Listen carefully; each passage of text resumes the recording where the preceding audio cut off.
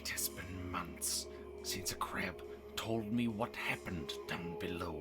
Even after everything you had seen and everything I had told you, nobody would listen. Now look where we've ended up.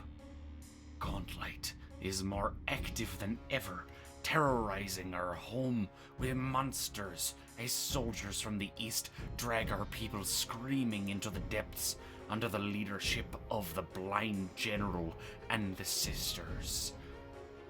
We cannot get word out for help. We cannot get supplies in. Food and medicine are dwindling, and I cannot keep this old fishing camp concealed for much longer. We have to bring the fight to them. We must take the fight to Gauntlight.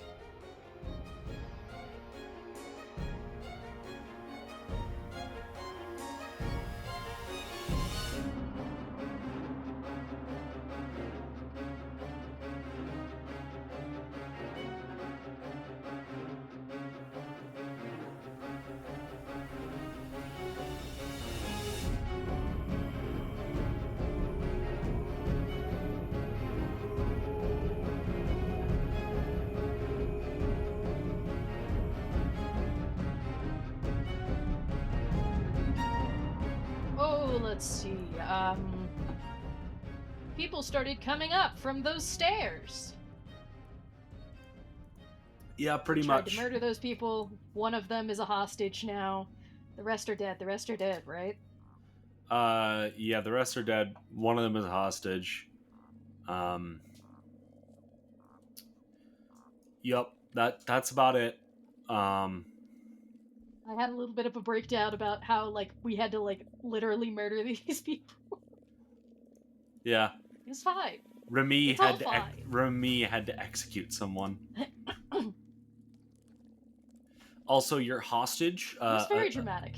an Inara soldier named Gurgel, is currently not restrained or anything. He's just sitting in the main room. Yeah, I know. You've just left him in the mirror. I know you know, but Colby needs to know this because he was not here. Yes. And I'm reminding the audience, as it has been several weeks. The audience doesn't need to know that. The audience probably already knows because most of the audience only watches this show and not the other one. So, Wait, hold on. Most people are watching this show? yes. As opposed to Soul. Really? Yes. Hey, Nobody not watches to, like, Solar Frost. shit on this show. Our other show's better. Yes. I promise Agreed. you, it's so much better. Go click over to that and you can come back to this later. Like, go. And also, for our lovely viewers on YouTube, you're getting a special insight to what's going on the screen because you're just looking at my GM view right now because I can't get things working properly on my parents' Wi-Fi. That's a story for another day on why I'm on my parents' Wi-Fi. So we'll deal with that. That's a whole nother can of noodles for later. I don't know why can of noodles is the analogy I went for, but Say, do we can noodles? Can we do noodles. can Hey. noodles. Chef Boyardee. Oh, okay. Yeah. Chef Boyardee. I don't know why I thought you were going to say Mitt Romney for a second. But Yeah, Mitt Romney cans noodles. yeah, That's I'm what sure he's he known does. for. Anyways. To our dearest listeners, we're not thriving right now, so We're coping. apologies. We're a little loopy. Yeah. Alright, so anyways, it is currently in-game a little after 5 p.m. And yeah, you've got your prisoners dealt with. Davina is sort of guarding the stairs area, along with Paziski, Strux, and Tanya.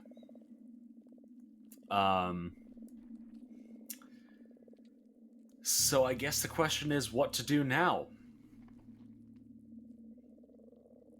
Well, seeing as Eudora and Mildred were doing the border, I wanted to check in on their well-being. Yes. They are still doing their thing. Right, because it's time for either another check or to swap over. Not yet. Not yet? Okay. Not yet. That'll be at, I want to say, like 9 p.m. So you've got a few more hours. Okay. In that Ah, case, damn it! That reminds me. I then- was supposed to stir the what's it called? What's the drinking vinegar have- called?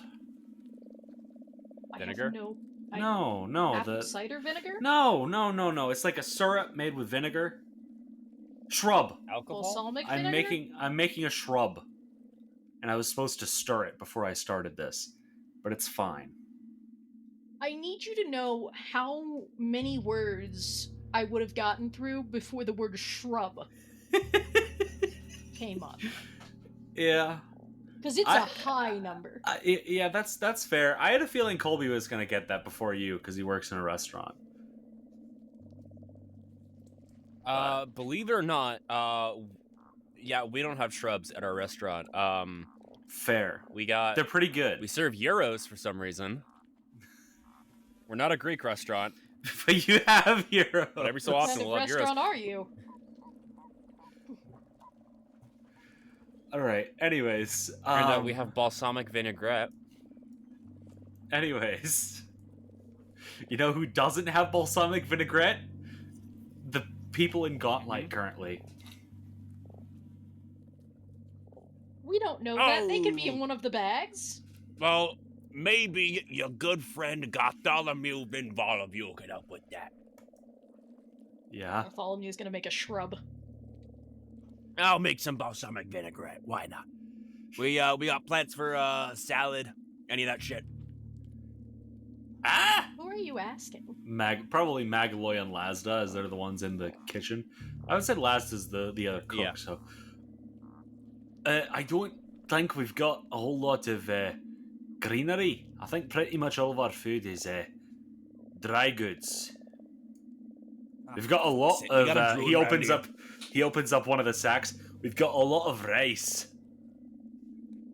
All right. You know, maybe I can make vinegar out of that. Actually, hey, what about these greens out here out this window?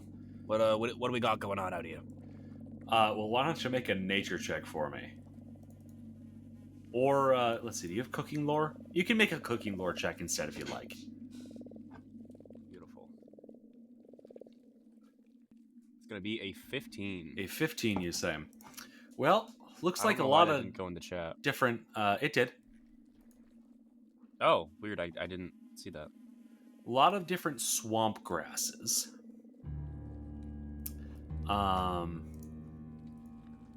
You're not sure, at least from this distance, if any of them are edible per se.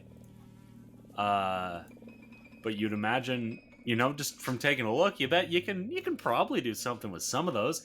There's this, you know, some of these longer blades here look like something other than just regular old grass. So maybe if you cleaned them up a bit, they might be worth something. I'm seeing some fine herbs out there. You Yeah, hey. You watch the pot boil, alright? I might just go grab me a few of those. I don't think you're able to leave. I think that's sort of the whole plot point, is that we're not really able to leave the building. Because there's, you You're know, killing me. an entire army outside. Yeah, look, I don't know. I didn't think I don't know, maybe the courtyard would be included in this, alright? Thought we might have some leeway. I didn't think the wall ended at the fucking wall, alright? Alright, sue me. Hey, listen, you take it up with Ren. These aren't my rules. Yeah, whatever. Gonna see if I can scrounge up any moss then. You know what, we'll do something with that. You know, there definitely is some pretty nasty looking moss all over the place. Some lichen on a few of the stones. Don't know how pleasant any of it would be to eat. have to do a lot of cleaning to get the dirt out. Boil it for a while, maybe. Add a lot of salt. Salt. Oh, I don't want to use my good salt on that. I'm not using my good salt on that. You know what? If we find more greenery, we'll find more greenery. All right. Oh, but I know there's some good stuff down there. Anyways. Anyways, indeed.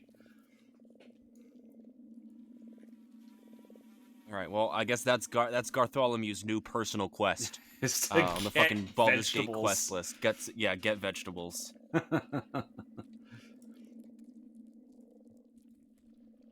All right. And then you said that our prisoner. What did our prisoner do? Your newest prisoner is right here, Gurgel. Okay. He's just sort of And sitting has in he the corner been- right now. Gotcha. Has he been spoken to yet? He has been spoken to, generally with the negotiations of him keeping his life and relative freedom. Because he was the only one to actively surrender. I see. All right. I think I should be able to actually I show you cannot what he looks like find- this time. Remy Raddington on this map. Where is she? You know what? I actually don't know. Where is Remy? Oh, I'm up in the corpse storage room. Oh, right! You're storing corpses in the morgue. That's another plot I point, made a Colby. You morgue. guys have a morgue now. Good to know. The old shrine to Nimbleoff has become a morgue. I expect absolutely nothing to go wrong with that ever. Ooh, okay. That's something Bolero's gonna want to check out. Also, Well- something appears to be wrong with token sizes, so I'll work on fixing that. Emma, Colby, did you want to talk to Gurgel? Nah. I'm gonna leave him be. I don't have anything to say to him just yet. But yeah, I think Bolero. I mean, actually, I don't know. Emma, I'm gonna let you sort of lead the charge on this day. 'Cause I didn't really know where exactly we left off in terms of like priorities. Yeah, so So I don't want to like take over. oh no, we've done very little. You were here when we cleared the stairs and went downstairs, right? Yes. Okay. So after that, we found out that there wasn't just the patrol we ran into down there. There's like a couple dozen people down there. And so they just started coming up, which is great news. So now we have guards around the pit. And we have the people maintaining the borders. I tried to negotiate with Rin to lower the borders for just long enough to kick out the hostages, because we have to feed the hostages, and I only have one character who feels good about murder, and she's currently on the border. That can't happen, so we have hostages. So Okay. there's not much that, like, you could fuck up if you wanted to take a move. I've got 2 characters resting, 1 guarding a pit, and 2 on the wall. Okay. Yeah, I've currently got. I guess technically all my characters are available. Which Bubba reminds Bebo me, is technically on the wall, but he's not actually. Cam, Yeah. where did that sheet go with the updating the tasks? Oh, yes. I had forgotten about that. It is... If you don't want to use it, that's fine. No, I do want to use it. I had forgotten about it, and I'm opening it up now because it is good for us to have. And I think I put it somewhere. I apparently did not put it in Yeah, important I clicked links. through the important links tab. But it and should stuff, be in and I important can't find links. it. So once I get it to load, For me, I will put it in important links. One day, when the internet works. Yes.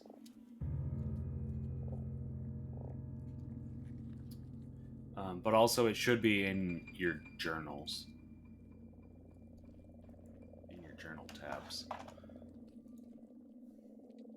Under Activities Tracker. Oh. There it is. Can we edit that from here, or do we have to have... Oh, tracker link. There we go. And I can just go in here and I can edit. Isn't that nice? Mm-hmm. So yes, Colby, you haven't been introduced to the Activities Tracker yet.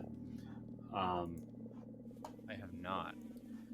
Yeah, so it's pretty simple. You go into this Google Doc, and then each of your characters has a little slot where you can write down what your characters are doing and for how long. I see. Okay. All right, that's good. That's actually very good. There we go. Okay, and also, So- our friend Lurbug is not actually under the effects of an enlarge spell right now, but unfortunately, the last Pathfinder system update broke token sizes, so I've had to do some fiddling to fix it. Okay, yeah. That's So fine. he is just size large. He's even bigger now. All right. So, yeah. Let's see. What were we doing?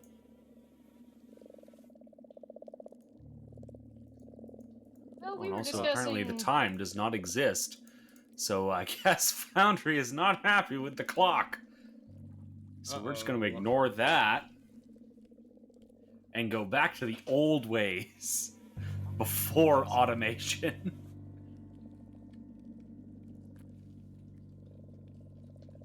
So what were we doing? We were discussing what to do. And so Yeah. I personally am all good with going deeper into the dungeon. Because I don't think we really have anything to do on the surface right now. Do we? Not actively, unless we want to sub out who is at the wall. But we don't need to do that for a few Can we skip forward to the point where we have to start rotating people? Well, I'd like to know what Colby's characters are doing. Okay, Because he's kind of not had a day, and that's not quite fair. that's fair.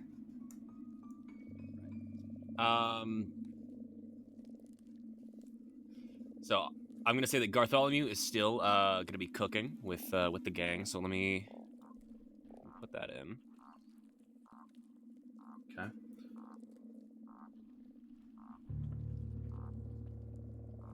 And then I guess So what is the Lurbug intended going result of that to- cooking? You just I see. Just preparing food for the crew. okay. Making the rations a and little bit more then- palatable. Exactly. Maybe trying to like extend the length of those rations a little more. Okay. So why don't you write down extend length of rations? Okay. Yeah, and we'll put that down as like, I don't know, maybe 3 hours. Yeah, works for me. And then I do actually have something for Bolero to do now. I was originally thinking of bringing him into the dungeon. However, I brought him down last time. So I think this time I'm going to send him to the morgue. And All right. my idea here is for... Well, actually, that might be more of a thing for Wallace to do. Oh, no, he doesn't have spells. Okay. Bolero is going to try and, I guess, not exactly consecrate the bodies, but use his knowledge of the occult to keep any dark spirits away, knowing what kind of place Gauntlight is. Hmm.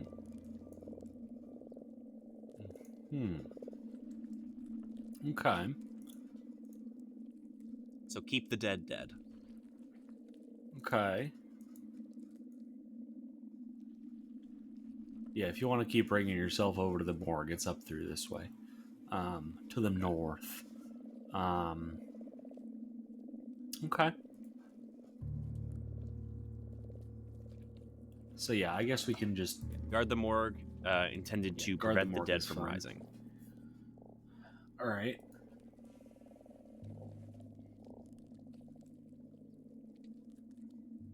And then, what? Oh, you weren't kidding What? about tokens being broken. I just tried to move Lurbug and it made a copy of him.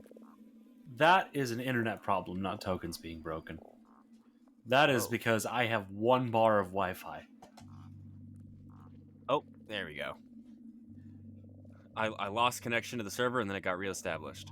That'll do. All right, well, we're going to leave Lurbug right where he is then. Not like he can fit anywhere gonna- anyways. Yeah, exactly. He's just going to keep guarding. We'll find something for him to do in the meantime. Hang on. I wonder if there's a... Is there like a reduce potion? Yes. A shrinking potion? Okay. Yes. It only lasts for a few minutes, I think, though. That's fine. So actually, instead of extending the rations, I'm gonna have Bartholomew research that formula. Okay. I believe I can do that. Makes sense to me that you'd be able to. Let me just see if there's an actual existing action, or I'll be making something up. Research. Let's see. Okay, so that's a little different than would be intending to do, but let's see, maybe learn formula.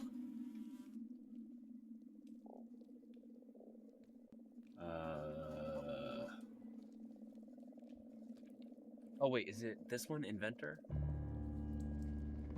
Yeah, here it is, Inventor. It's one of my feats. You are a genius at crafting, able to determine how things are made and create new inventions. You can spend downtime to invent a common formula that you don't know. All right.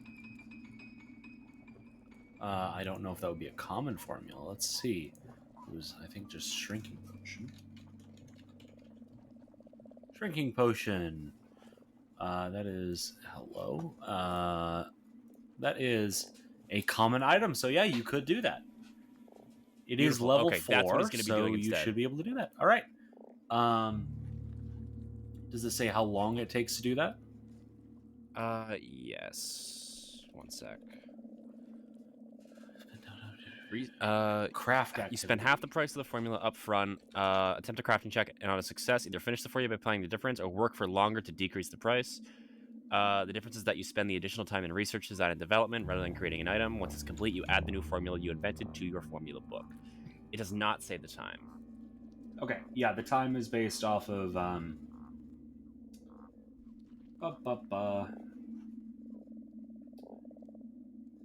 There is a time based off of crafting. I don't know why I'm struggling to find it, because we've used this system before.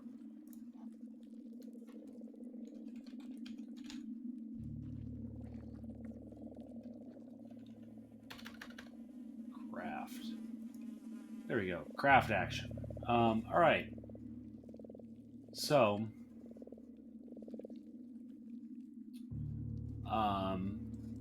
It's like 4 days, I think. that is the standard crafting system, yes. There is a different one that's more versatile that I like better. But yeah, 4 days I think is probably fine. I Like even in the other system, 4 days is standard. So we'll go with 4 days for your duration for that. Sounds good. Let me mark that. Oh, there we go.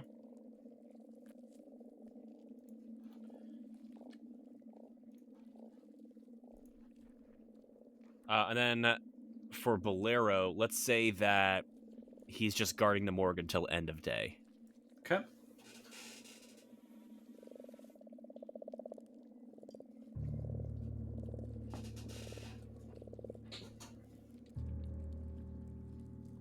Lurbug is just vibing.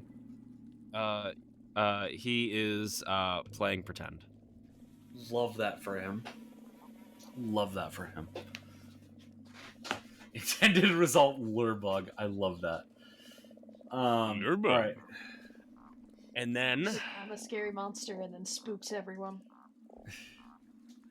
is there any more rubble that needs to be cleared away? I mean, there's a lot of rubble on the ground, but Like, I physically Specifically can't remove it this. from the map. I see. Okay. Without rebuilding the whole map, which I am willing to do if that's something you want to do.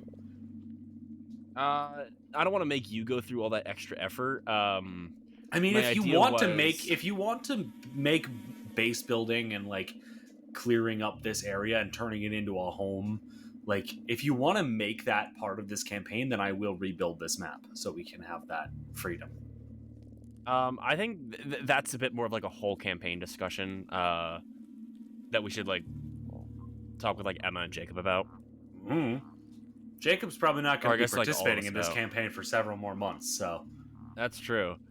I don't know, Emma. Would you want to incorporate base building into this? It's not something I feel particularly passionate about, but if you like it and want to do it, I will not stand in your way. I mean, I just want a physical activity for Wallace to do. However, in this case, it looks like that might be going deeper into the dungeon. Same with Boba Bebo, actually. cool. Because I know he's going to want to go look for some treasures down there. All right. Oh, Boba Bebo. And I mean, without Jacob, we can't just have two of them. We can't just have two characters going down. I mean, you could. So I suppose, presuming they're done with their resting, Remy Rattington and Tanya Berry's Brett will accompany. Okay.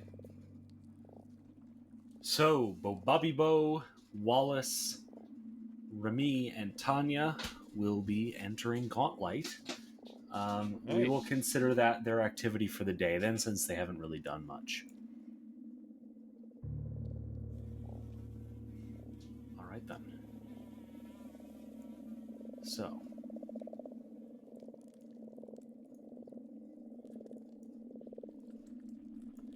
As all of you approach the pit, there's still quite a bit of blood from the previous battle here. Bit of a disturbing scene to some of you, probably. Especially, you know, the Wallace and Bobabibo, who have not seen this area quite yet, I don't think at all, let alone in this bloodied state. Oh, it's horrifying. Why couldn't I have participated?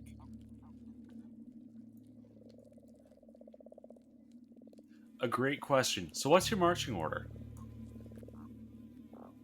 I think Wallace is gonna go first. Makes sense. He's a sort of tower protector. Makes sense. Who's up Tanya next? and then Remy. Alright, Tanya, then Remy, and then that leaves Boabibo. In the back with the light. Alright. So, here you all are Might take a minute to load, I apologize.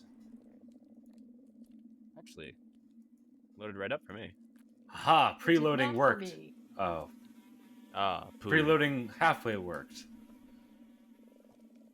Please hold. No, I refuse.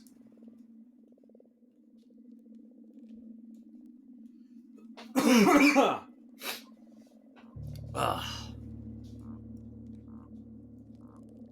Okay, so I guess Wallace is going to walk on down. And I believe none of these characters were involved in the previous expedition, I don't think. Okay. Is it safe to assume that there was like a debriefing after the expedition?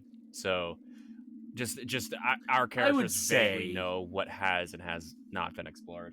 Yeah, so basically you would know that nothing has been explored except for this room. Okay. So all these open doors are like we have not been through these. I don't think... yeah, you think you probably haven't. Nothing about them was mentioned to you. We should probably have a map that we update after every Oh, that would be fun. trip. You can down. make a map, yeah. That'd be a great activity Shit, for we you to should do. have had a cartographer character. What did you say? I said, shit, we should have had a cartographer character. Well, Oh, you know what? That's what Lurbug's gonna be doing. He's the cartographer! but He he is can't so- see the inside of the thing. I'm So not how's he even gonna update the? I'm not even convinced he He's can just spell. gonna go off the He's gonna go off the information he's been given. Hang on, I'm opening up MS Paint. Oh no! I think, you know what? I think this should be a thing where Lurbug draws the map in crayon, and then after every session, it gets put on Instagram. Oh, beautiful. I think this is a thing that love needs to be that. done.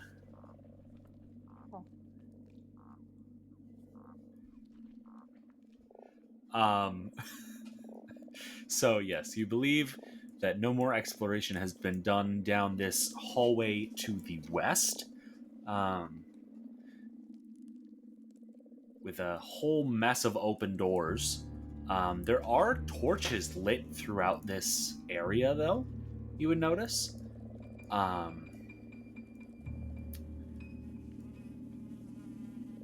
Yeah.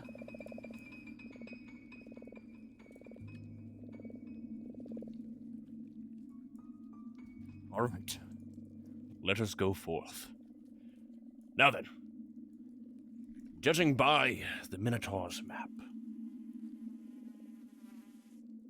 we've explored none of this. So then, Gnomish one, what do you reckon is the first door we go through?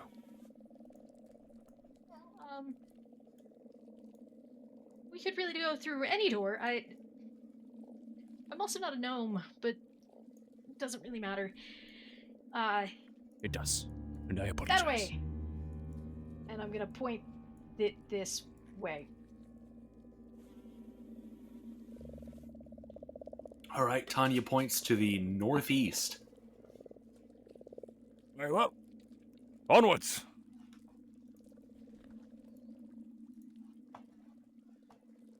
Wallace runs straight into a wall. It's on brand. What I do. Hey, so what is this corpsey fella? Which corpsey fella? Yes, as you turn around, you see a corpse against what appears to be some sort of an altar. I apologize, my friend, but I do think this corpse might take priority. Tally-ho.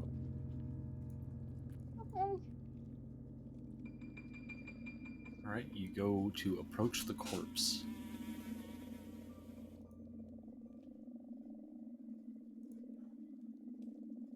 You go to approach the corpse and step on some crunching bones as you pass. Why don't we have Emma pick a d20? Uh-oh. Oh, joy of joys. Let me consult that lovely list that I keep for just such a reason.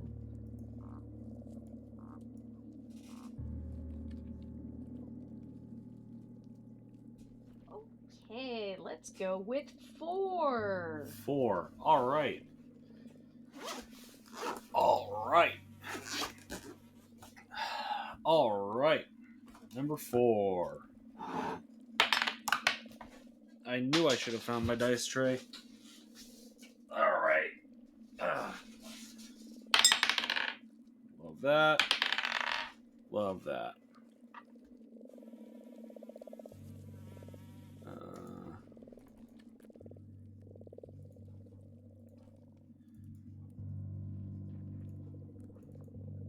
And more. Okay. So, yeah. You approach this corpse, and it's fairly easy to tell, Wallace, by how dry the blood is. This guy has been dead for a really long time. Like, he's not quite in a super late state of decomposition or anything, but the blood is like black and dry, and the body is very bloated and leaking lots of fluids. It's not an Honora soldier, right? No, this is not By the our doors. soldier. We're too late. There also appears to be this shrine that he's splayed out in front of, which has some bones, with some scraps of cloth and flowers all along it. These yellow flowers. Very odd sight. Is this to Nimbaloff? Does it look like the thing upstairs? Why don't you make a religion check? Sure. Ooh. Remy Reddington is not very religious. That's a 10. A 10. You haven't the slightest, but you'd imagine it's something to do with death, especially since there's also all these bloody scrawlings across the wall here.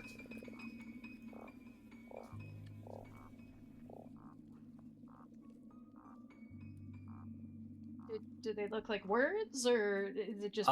Well, you know, You can't quite read what they say. They don't look like really words necessarily. Almost childlike drawings, maybe.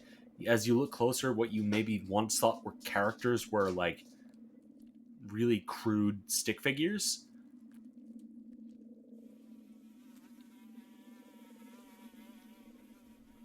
Remy's gonna tighten her grip on her gun. I don't like this room. Nor do I. There is a dark presence here.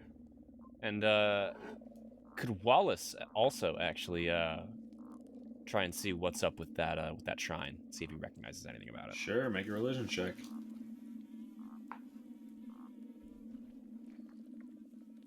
Now that I don't know what that was. I can't see my rolls. Why can't I see my rolls? It's in the chat. Well, I mean, nothing is showing up in chat for me is the thing.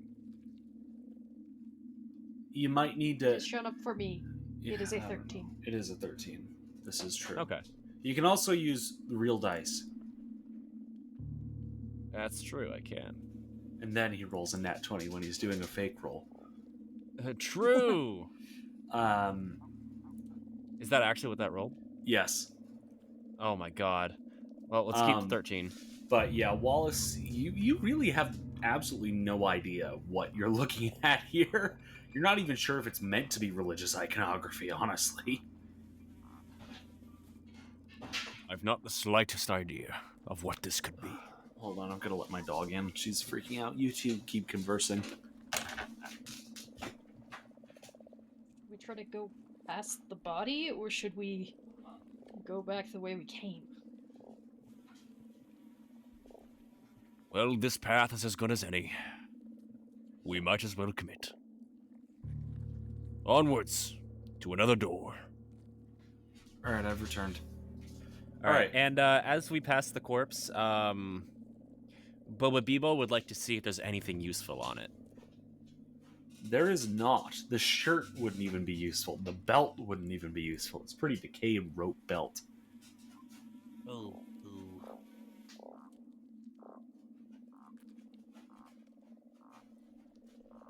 Well, onwards we continue.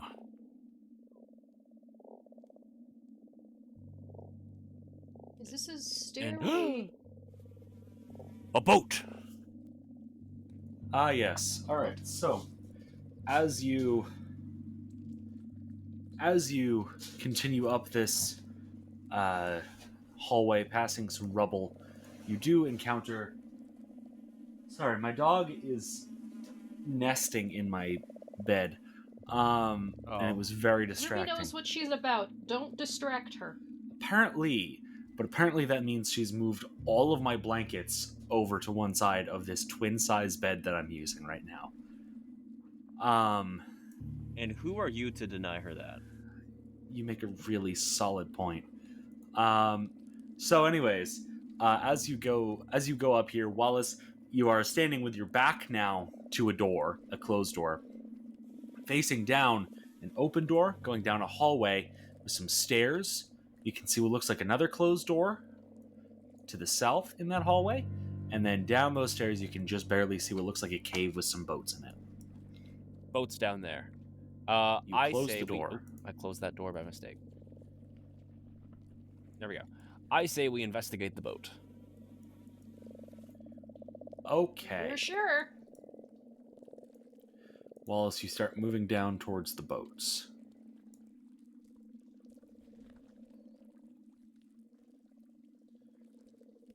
And No. yeah, these are, you find where this boat is. 3 very rotted looking boats. They don't look super old. It definitely just looks like the wood is not in great condition. It's a very damp environment that you're in right now. Yeah, very, very damp, very wet. Lots of dripping as you hear the sloshing of water to the north.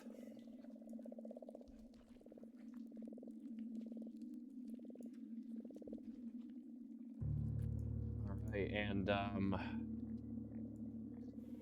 this this little area that we find ourselves in, how like is there any water on the ground? Like, is that deep at all? No, there's not water on the ground. It's wet, but it's not like flooded or anything right now. Okay. This appears to have been a makeshift boat launch at one point. Okay, let me make note of that. He's got to keep the map updated. Oh yeah, the crayon map. No, that's genuinely what I'm doing. Honestly, I'm kind of shocked that making you a crayon map. I'm genuinely kind of surprised that you haven't gotten a piece of printer paper and a literal crayon. Look, MS Paint is funnier. See, I'd like to just imagine that the first that iteration. Lurbug has like MS Paint implanted into his eyeball. Lurbug uses Intel CPU. Anyway, See, I hate that theoretically could be possible because Android is a playable ancestry in this game. Oh my god. Ooh, that is certainly water to the north. Yes, it is. As you come around the corner here, it appears to actually be some sort of a flooded cavern, and you actually think you might be able to see some daylight coming in.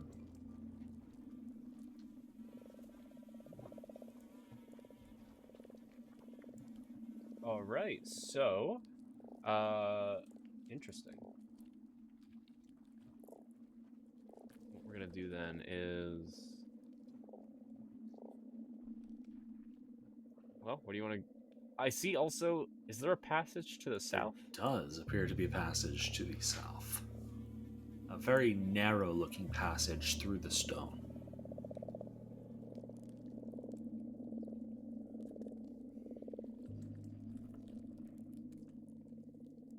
Well, I guess let's investigate north first. Is that a cliff? Okay. It's more of a... It's not a terribly steep drop, but it is definitely a sort of like a ledge. It's only maybe like 6 inches above the surface of the water. And I see. the water itself doesn't look terribly deep. Looks like maybe 2 or 3 feet deep. I see. All right.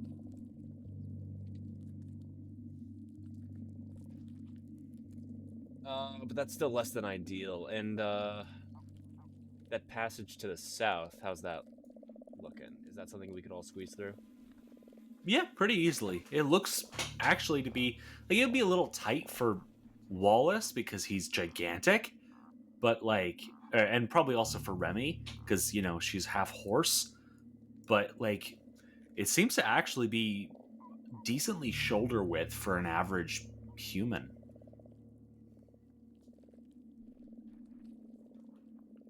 All right. Well, that's good enough for me. I say we forego the northern passage and we go south first. So I get the feeling bad stuff is going to happen if we go to the north. I get the feeling bad stuff is going to happen no matter which way we go, but if you feel south is safer, by all means. I feel south is safer. Let's All right. squeeze on south. As Wallace clanks his armor across the stone floor. Don't worry. And Tanya and Remy both, I guess, push past. I don't know what's happening there. No, But- sorry, I didn't see him. Well, it would be helpful if the light source was with the rest of the party. No. So, Wallace, as you keep going down this passage, you actually come across pretty quickly what appears to be a chamber of sorts.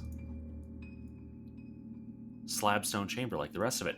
As Tanya pushes her way past you, No, I was any. no, Tanya, you were right For there. God's sake. The slow internet As is going to be the death you- of me. Quite Yes. literally. As you all enter this area, with the exception of Remy, who is still in a wall, Bobabibo, your candle cap illuminates what appears to have been some sort of a little, like maybe sitting room. There's like a table with some chairs and a dresser, and oh yeah, a rotting bed with an armored Inara brute on it. I love an armored Inara brute. They're Who our appears to favorite be- kind of brute. They appear to be sleeping, actually. So why don't we just see how much noise exactly Wallace made? Considering I don't think he was trying to be quiet. No, not at all. The entire time through, he was like, "Oh, bugger! Ow!" Yeah, no, you a 5. rolled pretty poorly there. Yeah, as you sort of push through, this brute sits bolt upright in bed, looks over at you. Oh shit. It's time for initiative. Oh shit! They are going to start out prone, because they are still on the bed. All right. Time for combat with 2 characters, Indeed. or like combat playing 2 characters at once. Technically, it's combat with like 5 characters. So Oh, up actually, first, well. we have the Inara brute here, this determined brute. First action is going to be to stand up,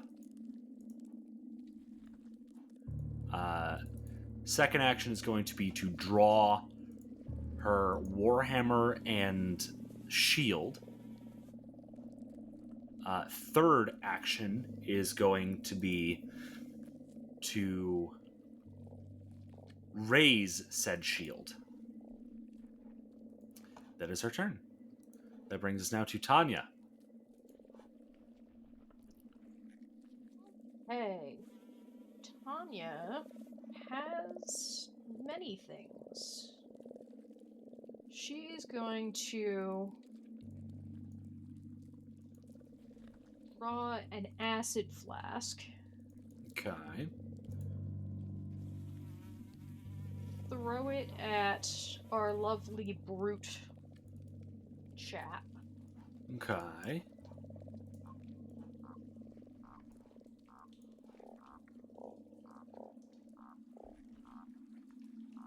Oh, I should have used my actual dice. 15. What did you get? 15. 15. All right. That is not going to hit. It will deal There splash should damage, be however. Splash damage. Yes. Okay, and with my last action, I'm gonna go ahead and draw my shears. Okay, how much splash damage does it deal? I don't know why it won't tell me. Damage. 1 splash damage. 1 splash. Okay. No. Wait. 4 splash damage. Sorry, I misread the... Yes, It's 4 4 splash splash damage. damage. All right. 4 points of splash damage. That's pretty respectable, actually, for a miss. All right. And so you said your last action was to draw your shears. All right. So that brings us now to Bobby Bo.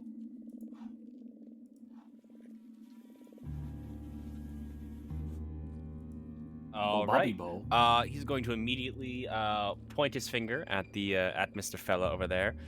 He's gonna let out a little,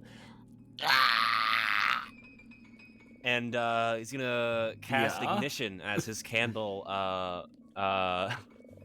glows much brighter, All right. and he adds energy to the ignition. Okay. So what does that mean? And that in this case wouldn't actually. It doesn't actually mean anything. But for my next turn, I have to then It's just remove fun. energy from a spell. Yeah, it has to see. do with his subclass. When I add energy, it makes a spell deal fire damage. When I remove energy, it makes it deal cold damage. In this case, since this is already a fire spell, it doesn't actually do anything. But next turn, if I want, or next turn, I have to remove energy. So every turn, I'm effectively switching between hot and cold.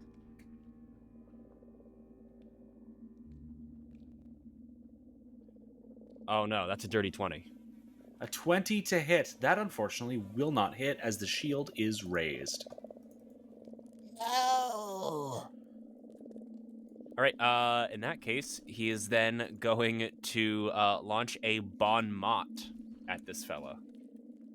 All right. He Wait, is sorry, going you to said shout, 20. I'm an idiot. That does in fact hit. Meets it, beats it. Yeah, Shield dirty block 20. will be triggered, however. So roll damage and it will be reduced by the shield's hardness. So it does hit. Yes, it does hit. Roll damage, please. Apologies. I forgot how math works. No, you're good.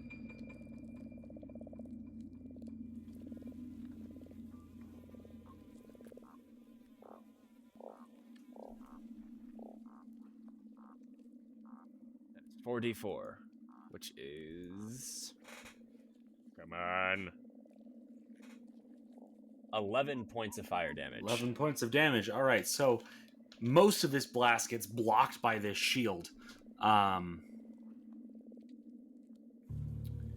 but it does, you watch as some of it does seem to scorch through the metal and into the arm of this person on the other side.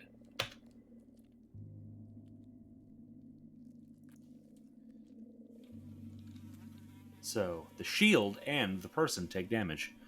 All right, you have one action remaining, Okay. I believe. And then with his last action, he is going to Bon Mot and launch a little quip at the guy. Bon Mot, all right. All right, I'm rolling diplomacy. That is a 9 plus 13 for a 22. 22, and that is against what? I believe will DC. Will DC, yes. Let me see here what we have for a will DC on this determined brute. That is a success. Beautiful. So what is your insult? Your insightful quip. He is going to say,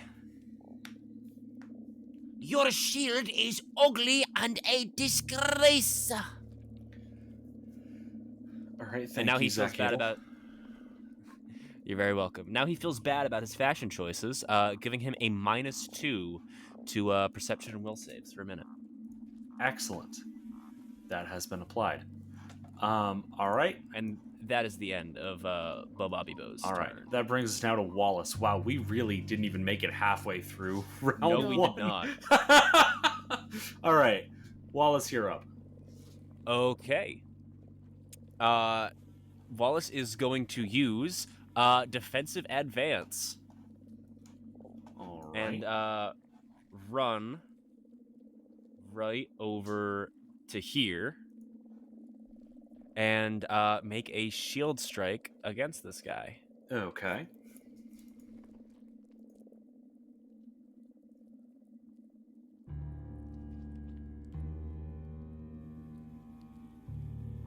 That is a 24 to hit. A 24. That is, in fact, a hit. All right. It's going to be 7 points of piercing. 7 points of piercing damage. All right. And as part of that, Wallace's shield is now raised. All right. And then with his final action, he is going to use Everstand Stance. Everstand stance. All right. What does that do? He braces his shield with both hands, embracing its potential for offense and defense. Wielding a shield this way, increase the weapon damage die of the shield's boss or spikes by 1 step, and increase the shield's hardness by 2 when using the shield block reaction. Nice. All right. And that is your turn? That is his turn. So that brings us to Miss Remy Rattington. Yes, Miss Remy Rattington is going to have to navigate a distance. Just give me a moment. Okay. So. Luckily, rulers are just built into Foundry now, so this should be a little bit easier. Okay. No, why are you spitting at me? That's bad. Huh? Is that one stride or two? The system, it's just... Well, your land speed is apparently only 20, so... Yeah, I don't know why that is, but takes I'm not 2 going strides. I think that might be a Okay. base for rat folk. Sure. Nope. We're Rat folk gonna- is 25. Are you encumbered? No. That's so weird. I don't know why your speed is lowered. We'll sort it out later. Until then, I'm gonna go ahead and try and shoot the... Oh, it's because of your Check. armor. That's why. You're wearing scale mail. Oh, yeah. Problem for later. I'm gonna try and shoot this person. Okay. 2 actions to move, 1 action to shoot. I'm gonna do math, because I keep trying to do it in my head and do it wrong. That's a 28 to hit. 28, that does indeed hit. Go ahead and roll damage.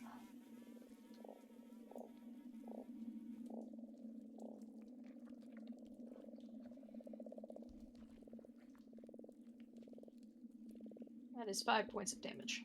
5 points of piercing damage. All right. And that, I do believe, is your turn. So that brings us around to the top of round 2 with this tense, determined brute.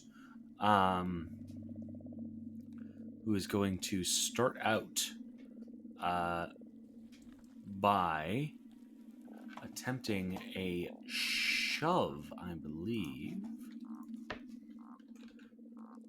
All right, yes, a shove on Wallace. So this is going to be an athletics check against Wallace's Fortitude DC. All right. That is a dirty 20. That does not succeed. All right. Then that is a failed attempt to shove, which will be followed by an attempt to strike with this Warhammer at multiple attack penalty. That is a 19 to hit. That does not hit. All right, then. And actually, I just real quick want to see what this. Oh, nope, never mind. Okay, never mind. I thought that I had something special going on, but no. Unfortunate.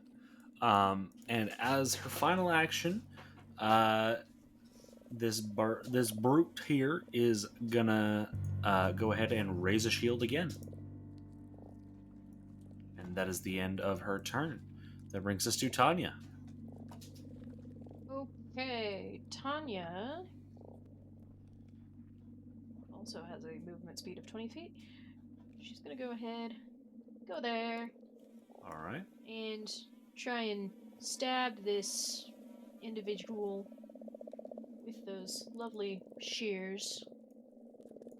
All They're right. technically not drawn because they didn't stay drawn after I Apologies. swapped the thing.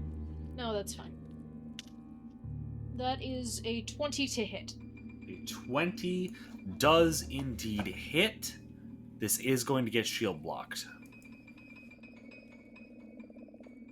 Such is life, I suppose. So how much That is damage? 4 points of bludgeoning damage? Slashing damage. 4 points of slashing damage completely absorbed by the shield.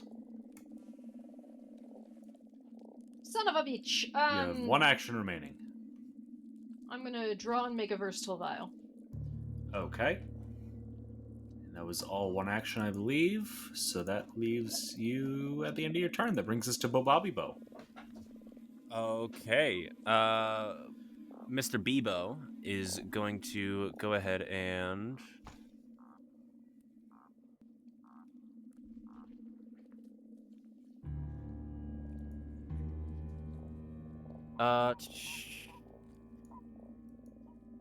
he's going to cast Heat Metal on the Brute's shield. Interesting. All right. What does that require from me? That is a reflex saving. Reflex throw. save. Hang on, there's a lot of words here. Okay, I'm looking at it. Usually hard. If you target an item worn or carried by a creature, or you target a creature made primarily of metal, the heat deals 4d6 fire and 2d4 persistent fire, which to the creature, which must attempt a reflex saving throw. Okay. If the target is an item held by the creature can release that item to improve their degree of success by 1 step. Okay, so she's going to have to make a reflex save. And... Okay. Let's see. That is going to be a 27. All right. And I believe that is a success, yes. A success. All right. She's going to drop the shield to improve that to a critical success, meaning that she is unaffected by the spell, but the shield is now dropped. Yep. And that's what I wanted. All right. And then with his final action, Mr. Bebo is going to. Honestly, he's gonna cast shield himself. All right. Lavalley. Go ahead and apply that effect to yourself if you so please. And that is the end of your turn, I believe. So that brings us now to Wallace. Your shield is no longer raised. That's right. However, he does still have his stance, so he's going to start off with a. Yeah, there we go. 2 hands. He's going to make a strike with his. Actually. He's going to attempt a trip on this guy. I see. All right.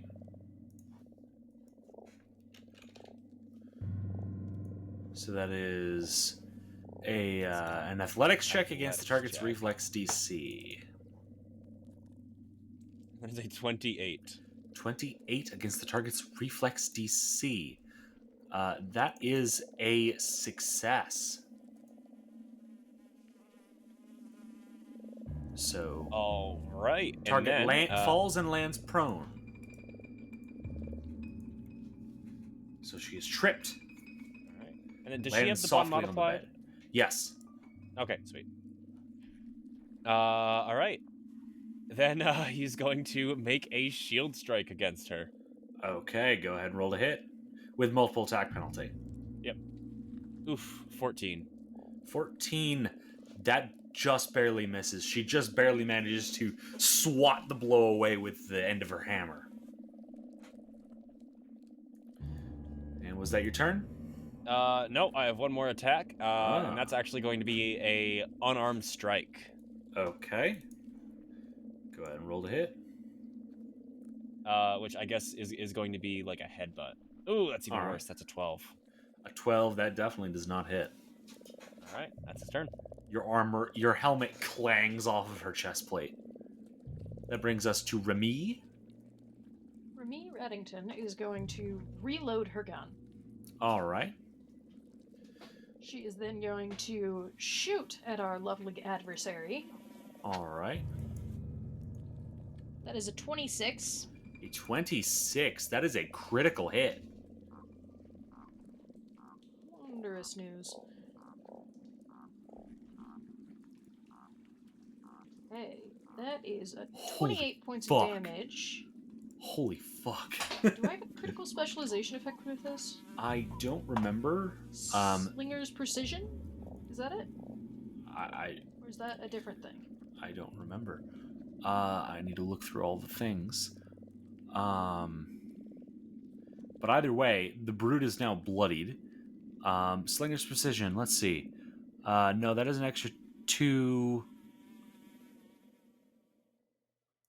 Gunslinger Weapon Mastery. Yes, so you do have critical specialization. Do I remember what that effect is off the top of my head? No. Am I looking it up now? Yes. Because I have a feeling you did not write it down. Yeah, I don't think it was in my document.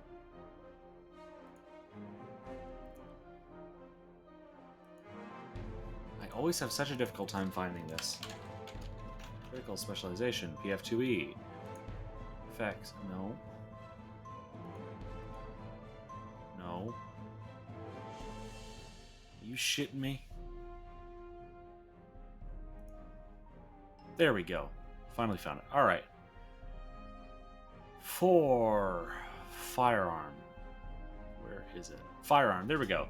Target must succeed at a fortitude save against your class DC or be stunned 1. Alright. So, fortitude save. That is going to be a 32 against your class DC. Okay, well, that's definitely a success. I believe that is a critical success, even. That sounds right. So, unfortunately, no critical specialization for you. But again, still a bloodied target. So, critical specialization, it has to roll fortitude save. Against your class DC or be stunned 1. I'm adding it to the weapon description. Alright, and I believe you have 1 action remaining? Yes, I'm gonna reload my gun. Okay. That will bring us around to the top of round 3 with the Brute here, who's going to use her first action to stand. Going to use her second action. Let's see, how long does the heat metal last?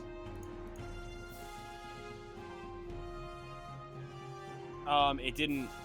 He got a critical success, didn't he? Right, but the object still would be affected.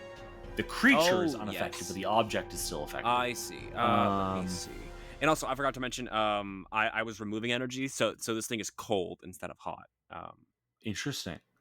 So what does that just mean? It deals cold damage? Yeah. I didn't heat metal. I cold metaled. Interesting. It does not appear to have a timer associated, so I would say it is no longer hot or cold. I would say it is back to normal. I think so. I think the persistent fire damage represents the persistent flame or the persistent heat on the item. So I'm going to say sounds right. I'm going to say she's able to pick up her shield as a second action. And as her third action, she's just going to go for a swing with the Warhammer at Tanya. That is a natural 1. Ooh. Critical fumble. That was with melee. Weapon tangle. You can't use this weapon to attack until the end of your next turn. Alright. So now she's unable to use her Warhammer, as it seems as she was getting up, the weapon got tangled in the sheets of the bed, and now she's trying to pull it out, but she's not having a whole lot of success right now. Alright then. That brings us now to Tanya. Hey, let us start by attempting to slash at this woman with the shears. Okay. That is a 15. 15 does not hit. That's alright. Then we're going to take second action to use this versatile vial on her. Okay. That is a 19. The 19 does hit. Okay. So what does that do? So it's going to give that amount of acid damage. Okay. So what did you roll? 2d6 plus 4 plus another 4, so 12 total. Hold on. That plus 4. Yes. I want to say that is the splash damage being applied, because the original target takes the splash damage as well. So it would just be a total of 8. Okay. However, that does mean that both Tanya and Wallace take 4 points of splash damage, while the Brute Not takes bad. 8. That's fine. Okay. And then with my last action, I'm gonna get a little bit of distance from this lady. All right. That will bring us now to Bobby Bo. All right. And Mr. Bebo is going to let's see. He is actually going to do something a little special. He's gonna do something a little special. He's gonna unleash his psyche. I see. What does that do? Well, first of all, visually, he is going to he's going to shriek, like someone just stepped on his toe, right? As the candle on his head explodes into fire. I see. And so his psyche is now unleashed, meaning that whenever he casts a damage spell, he gains a status bonus to which damage equal to double the spell's rank. It applies only to spells that don't have a duration, and I can cast during second spell casting. Damn. That Yeah. ain't bad. And so, what he's going to do with that is, because he is now, once again, adding energy, he's going to cast Ignition on this bad boy right here. Okay. Go ahead and roll to hit.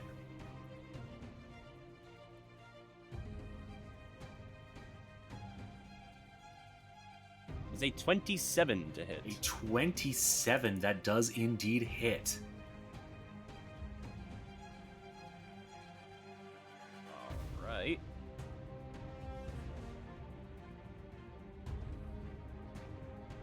That's going to be 19 points of fire damage. 19 points of fire damage. Alright, this brute is now mortal. And then he is going to press his fingers to his temples, close his eyes, as sort of you know, in like a cartoon when a psychic does their thing and you see like the waves. Oh, like yeah, the Charles Xavier waves coming from Oh, his yes. head. He's going to do that and use PSI burst. Ah, Psyburst. We love Psyburst. Yes. What does that do? Those and- size. And that is going to be a basic reflex save from Mr. Brute. Basic reflex save. That is a 23. That succeeds. Okay. So that is half damage, I believe, correct? If it's basic, then yes, half damage. Okay. So that is 5 points of bludgeoning directly to the head. 5 points of bludgeoning directly to the head. How do you want to finish this lady off? Her head explodes. All right. Yeah, as she's trying desperately to wrench her weapon out of the bed, she just gets blasted by this wave of flame. And as she screams, as her body begins to boil within her armor, you just boop, blow her head up. Helmet is still fully intact, but her head just boop turns into mush inside the helmet. Hooray! Bobby Bo is a hero. He immediately goes to loot the corpse. Excellent. Brand. That is indeed the end of that encounter. Love that for us.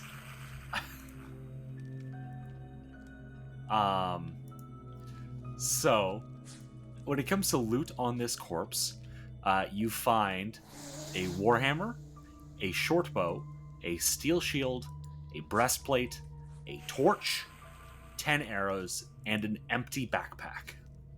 Ooh. Backpack. You would. Yeah, give all that to Wallace. Okay.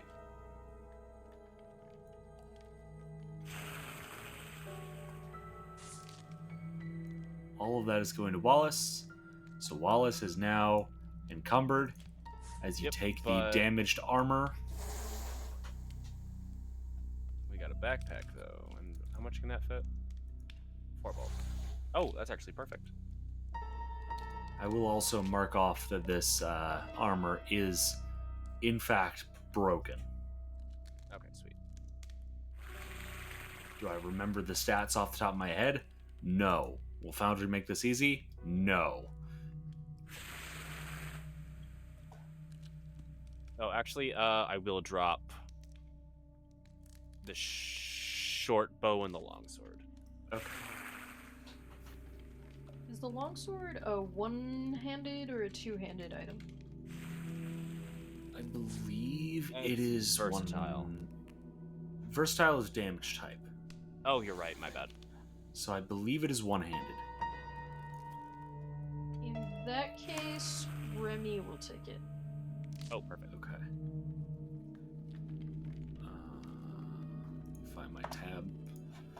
And then I'll move that shield into Bebo's sleeves of storage. Okay. And the breastplate has a broken threshold of 18 out of 36 HP, so it will be at 18 of 36 HP.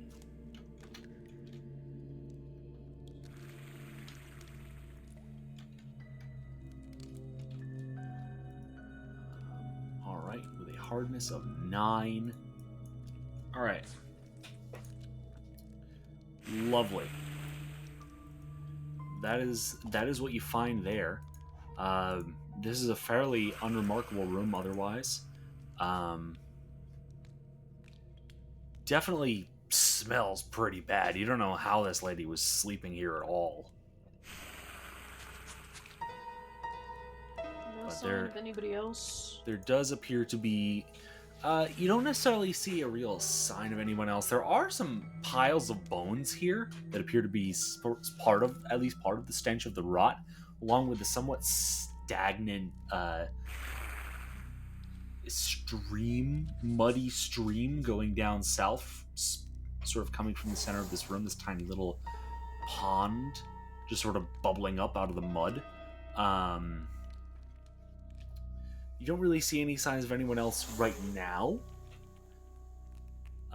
There definitely is some dried blood on the ground, though. That's not from this fight.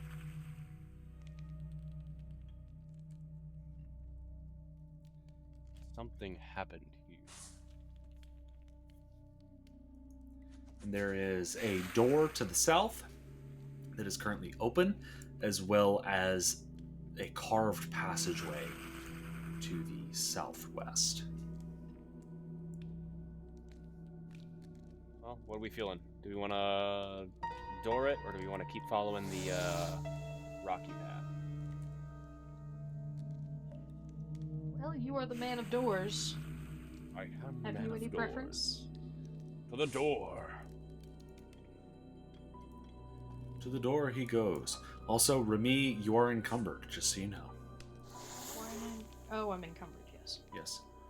So as you, as Bobabibo and Wallace start heading through this hallway, you notice that there appear to be a bunch of spike traps that have launched a load of wooden spikes against these walls. A few of them sticking into the stone even, but it seems that all of these spike traps had their wires cut, their tripwires cut some time ago. Interesting. And there appears to be another room on the other side of this doorway.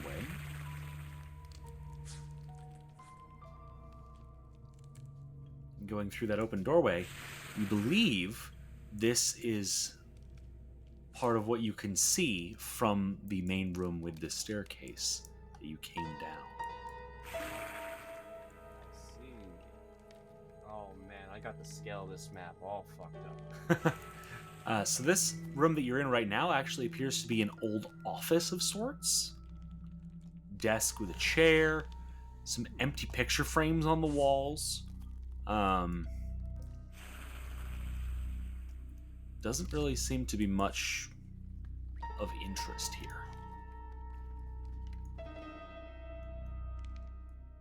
Seems like somebody came through. In general, it seems like somebody's come through most of these rooms and taken everything of value. Okay, I see. So there does appear to be this hallway going east, which you believe will lead back to the stairs, as well as an open door to the west. Which, Wallace, you from your current position, you see what looks like a stone sink. Ah. A restaurant. Oh yeah, that is that hall of doors.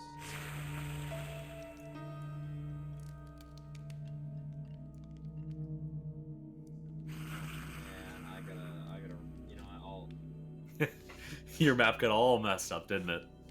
Yes, it did. this is above drawing. Let's check out this sink down here. It does, in fact, appear to be a washroom. Seems like it has, in fact, gotten some recent use, judging from the smell of piss and the yellow stains. Thankfully, it seems nobody's gone number 2 in here, at least not yet. Good. And then, I should also note the piss stains are in the sink. Oh, okay, good to know. Thank you. Yeah. Better to piss in the sink than to sink in the piss, you know? That's not actually a window. That is a hole broken through the wall into a cavern. I see. Is it safe to assume that that right over there is connected to the room we were just in, judging by the water? You would think maybe if you were to put your judgment skills together.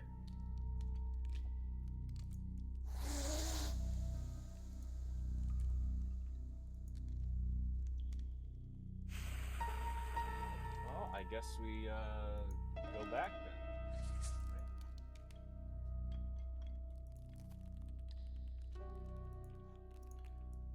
All Might right. as well start checking out these rooms here.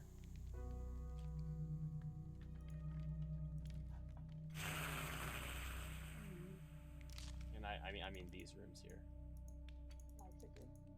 Mhm. Well, As you begin going through them, they appear to just be ruined barracks of sorts. Barracks, bedrooms, you're not entirely clear. Doesn't necessarily look militaristic enough to you to be barracks, so maybe these were servants' quarters of some kind.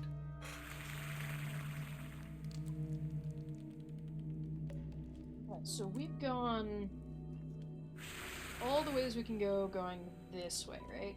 You believe so? So There we have was, up well, here. there was a door. There were a couple of doors actually that you didn't explore up that way, and you didn't go into the water. well, do we go into the water? Or do you think we should come back maybe a bit more prepared for water stuff?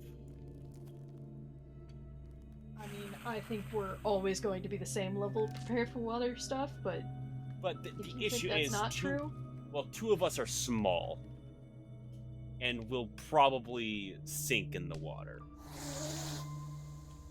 fair enough. Which way do you want to go? I guess we go north then. Okay. Okay. As you go up north, you see an open set of double doors. And as Bobby Bo's candle cap illuminates part of the hallway, you actually can see, it appears the torches were not lit in this hallway. There's a closed door right across from you. And Tanya, as you sort of peer your head around the corner, looks like there is another closed door a little bit ways down this hallway.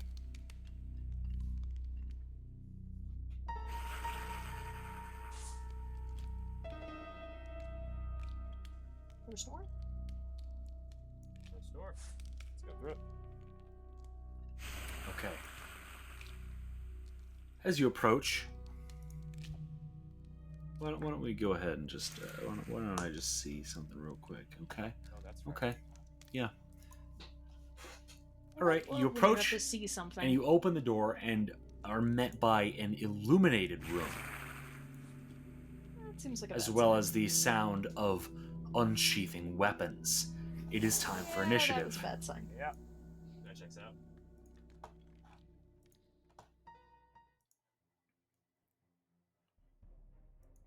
I love that you gave them all 2 fucking adjectives. Well, part of it is their classification, part of it is their adjective. Because, like, anxious is the adjective, nasty is the subclass, footpad is the class. Oh, Interesting. Yeah. And as you go through, you'll probably start to figure out which classes are more powerful than others. Oh, most likely. So, at the top of round 1, we have Bobabibo. Okay.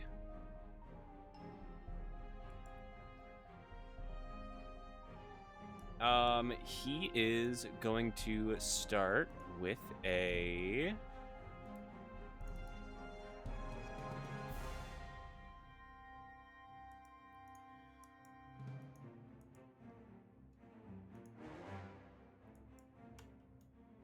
I guess he's going to start with a shield on himself. Okay.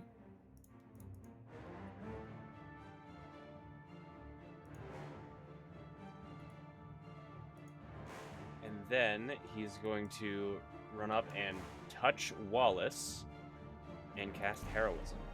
All right. He's going to say, Go. Kill for me. Kill for me? Kill for me. I Okay. hated that so much. All right, that brings us now. I told you I heard something. Let's get him. Says this individual who appears to be holding the torch as they start running down to here. So you get a good look at this nasty footpad here, wielding a rapier as she charges at you, clad in all leather. Going to then take another stride up to Wallace and is going to go for a rapier strike. That is going to be a 25 against Wallace. oh, that is going to succeed. All right, then. That is going to be, then, 5 points of piercing damage. And that is the end of that anxious, nasty footpad's turn. Brings us now to up here. You hear the clanking of armor from within the room. As an individual in full splint mail, wielding a morning star and a shield, runs out of the hallway above you, opening another door, or opening that other door that you saw before, Tanya.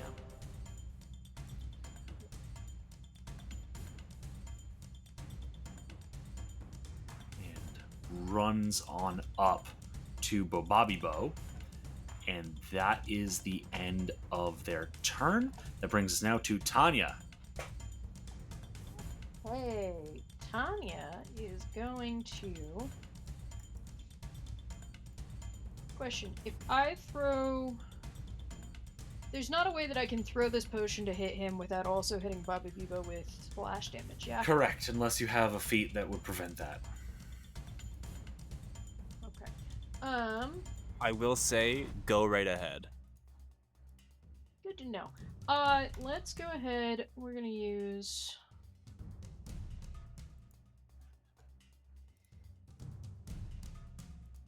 Quick Bomber to draw the Necrotic Bomb and throw it at our gent. Okay.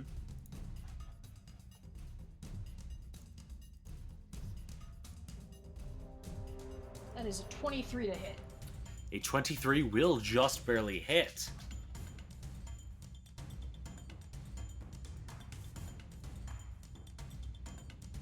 That is 9 points of void damage, 4 splash damage, so... Okay, so that is 5 points of regular damage, 4 points of splash, for a total of 9 on this gallant here. And Bobabibo will take 4 points of void damage.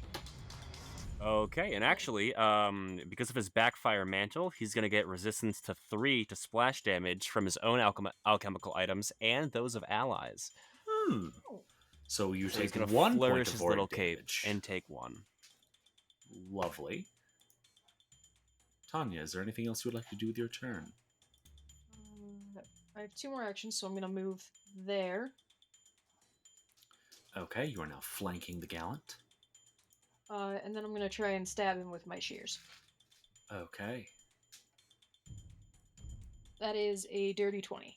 Dirty 20 does not hit. Actually, that does hit because you're flanking. Go ahead and roll damage. Perish, sucker. He's not going to perish, but you know. That's 6 points of slashing damage. Alright, 6 points of slashing damage to the Reverend Gallant here. That brings us now in here to this person, who is going to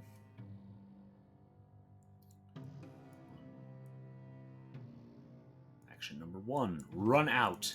A hallowed squire runs out of the room and moves into a position to flank Tanya. It's 2 actions. Action number 3 is going to be a longsword strike against Tanya. That is a 17 to hit. That is not going to hit. All right, then. That brings us now in here to you. I'm going to take 1 action to move out here. This surly scout runs out of the room there with a short bow drawn and is going to take their second action to mark Wallace as their prey before taking a short bow shot at him. That is a 28 to hit Wallace. Oh, that succeeds. Okay. That is going to then be 13 points of piercing damage to Wallace. Ouch. Ouch. And that is the end of the Surly Scout's turn. That brings us now to Remy. Okay, Remy is going to draw her longsword with her other hand.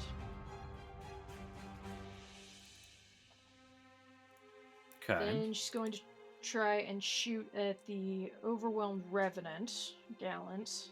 Okay. That is a 27. 27 does hit. Right, now... When you make a successful ranged strike against an enemy within your reach, with your one hand... Oh, it has to be within my reach, I guess. Never mind. But it still takes damage. So it's going to take 4 points of... whatever damage that was. It was with your gun, so I'm assuming piercing. Yep, that would be the one. Okay, and then I'm gonna reload my gun. Okay. Is that your turn? That is my turn. All right, then. That brings us now to Wallace. All right. Okay. Wallace is going to go ahead and begin with an Everstand stance. Okay.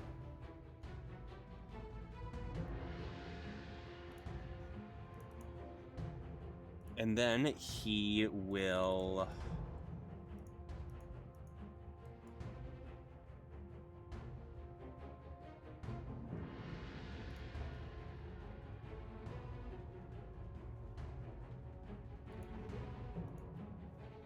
he's going to demoralize the anxious, nasty footpad.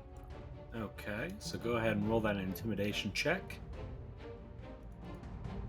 against Will DC.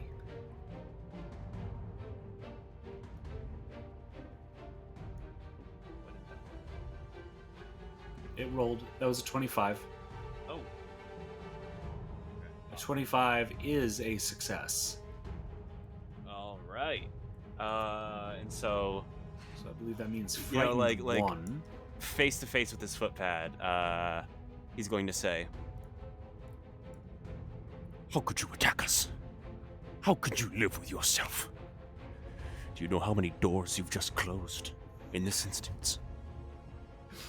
The footpad doesn't look frightened so much as she looks a little taken aback and confused at your tone.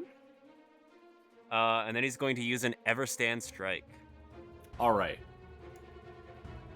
which is basically just a shield strike, but Two-handed. yeah, two-handed, and also if it hits, he raises his shield. Excellent. I don't know what that roll was. 21. Rolls aren't okay, 21. That is indeed a hit. Go ahead and roll damage. Beautiful. I don't know why your rolls aren't showing up for you. Yeah, I don't know what's going on. Like, my other stuff is showing up in chat. For whatever reason, rolls aren't. But what was that damage? 7. 7 points of bludgeoning. 7 points of bludgeoning damage to that And- nasty footpad. Yeah. And your shield is now And raised. his shield is raised. All right. I'm gonna refresh Foundry real quick. Or Forge, I mean. Will that Same mess difference. up anything? Shouldn't. Okay. But that was the end of Wallace's turn. Excellent. That brings us to the top of round 2 with Bobby Bo. Okay. Bear with me one moment here. Yep. That's all right. We no longer have time constraints. We're free. We're free. The benefits of quitting your job. You heard it here first, kids. Okay, here we go. Now, Bobby Bo, is going to, turn around and see this gallant. He's gonna go, and, well, brother, that's gonna be another, it's gonna be an Unleashed Psyche. All right. So, he's gonna burn, twice as fast, half as long. All right. And that's a free action, by the way, as I do that. Mm-hmm. Which is very fun. So he's going to begin with a ignition as a no. He's going to use a frostbite as his candle.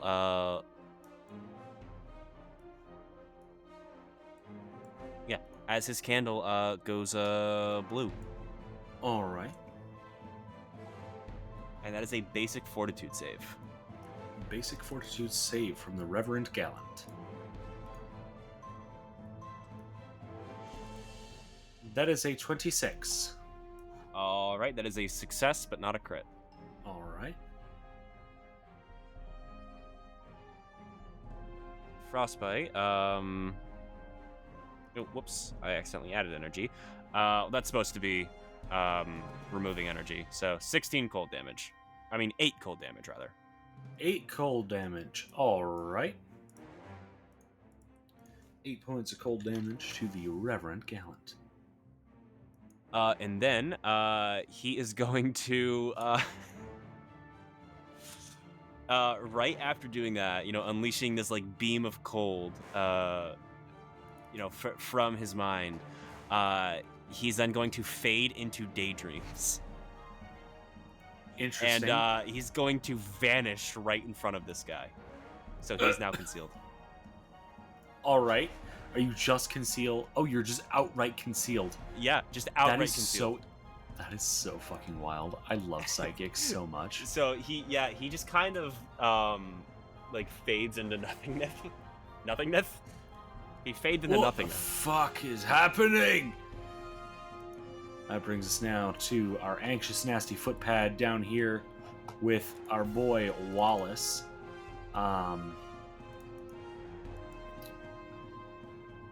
So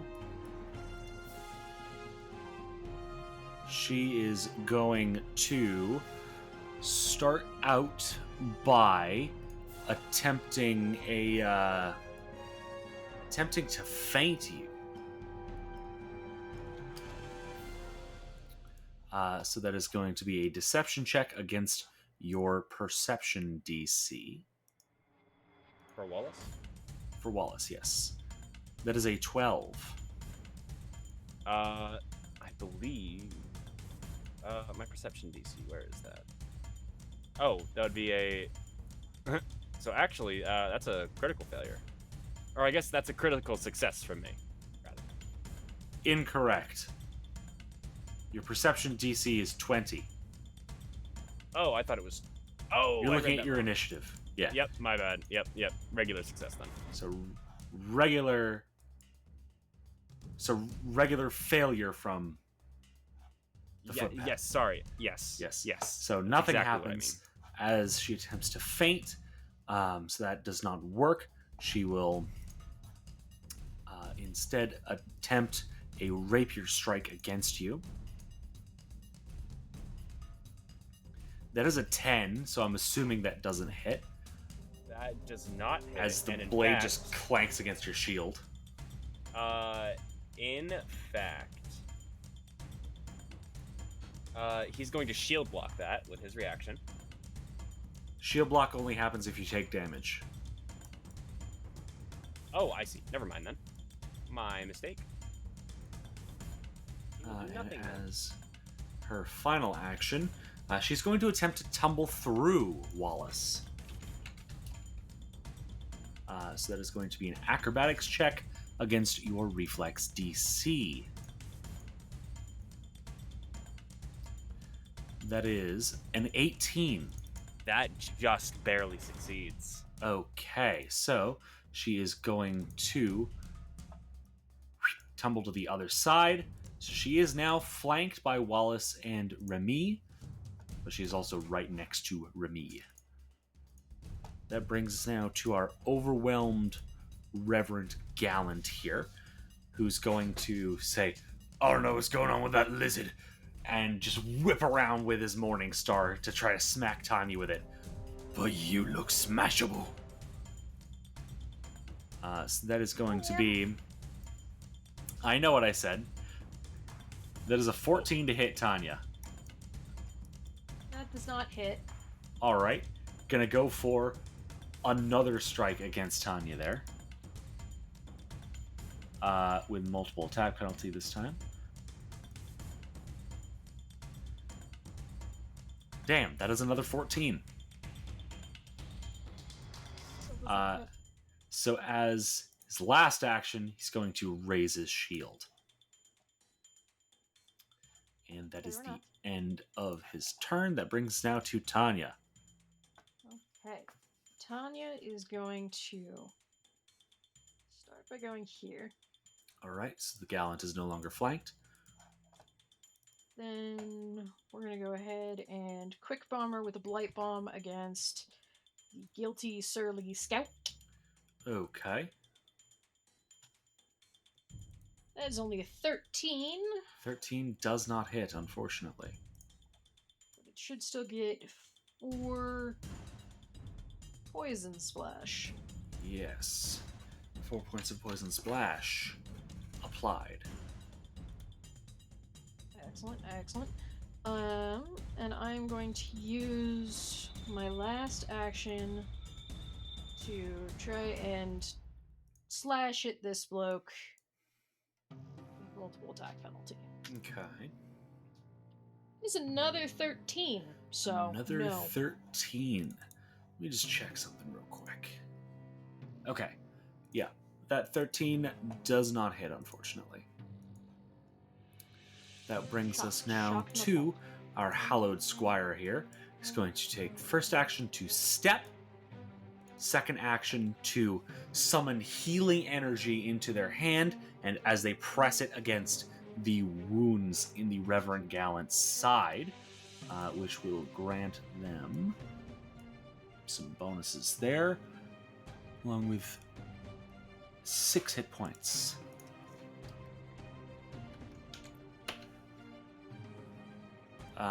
Alright. And one action remaining is going to be used to make a longsword strike against Tanya. That is a 17. does not hit. All right, that is the end of the Hallowed Squire's turn. Brings us now to the scout here, who's going to take an action to... Let's see. Going to take an action to sheathe they're gonna just drop their short bow. They're gonna take an action, 2 actions actually, to take out a pair of short swords, and then they are going to run up next to Tanya. That brings us now to Remy.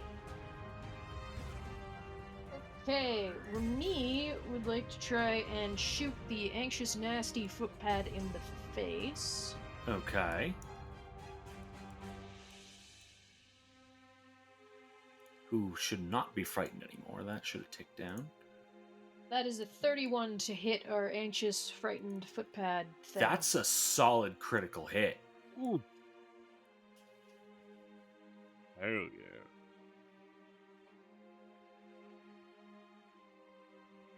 Okay, that is 15 points of damage. 15 points of And- damage. This footpad rolls past Wallace, comes up, ha-ha! And you just turn, bang! Straight through the face.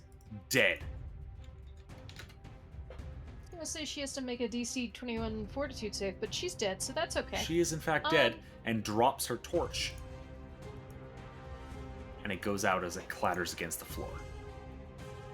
Okay, let's go with a running reload to get right here. Okay, you are now right there. And then let's try and shoot the gallant, I guess. Okay. That is a 23. A 23 against the Gallant. That is not going to hit, as it is blocked by the shield. News, and that is the end of my turn. Indeed. That brings us now to Wallace. All right. So Wallace is going to begin with a... and his shield would no longer be raised. He's going to begin with a defensive advance. Oh, camera's moving. There we go. So he's going to move here. Okay. And Just got a block of tokens on the board. Yep. Boy, an AoE spell would go crazy right here. Anyways,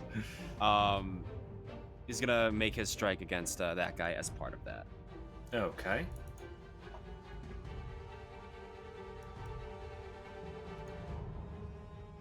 So that is a 23 to hit.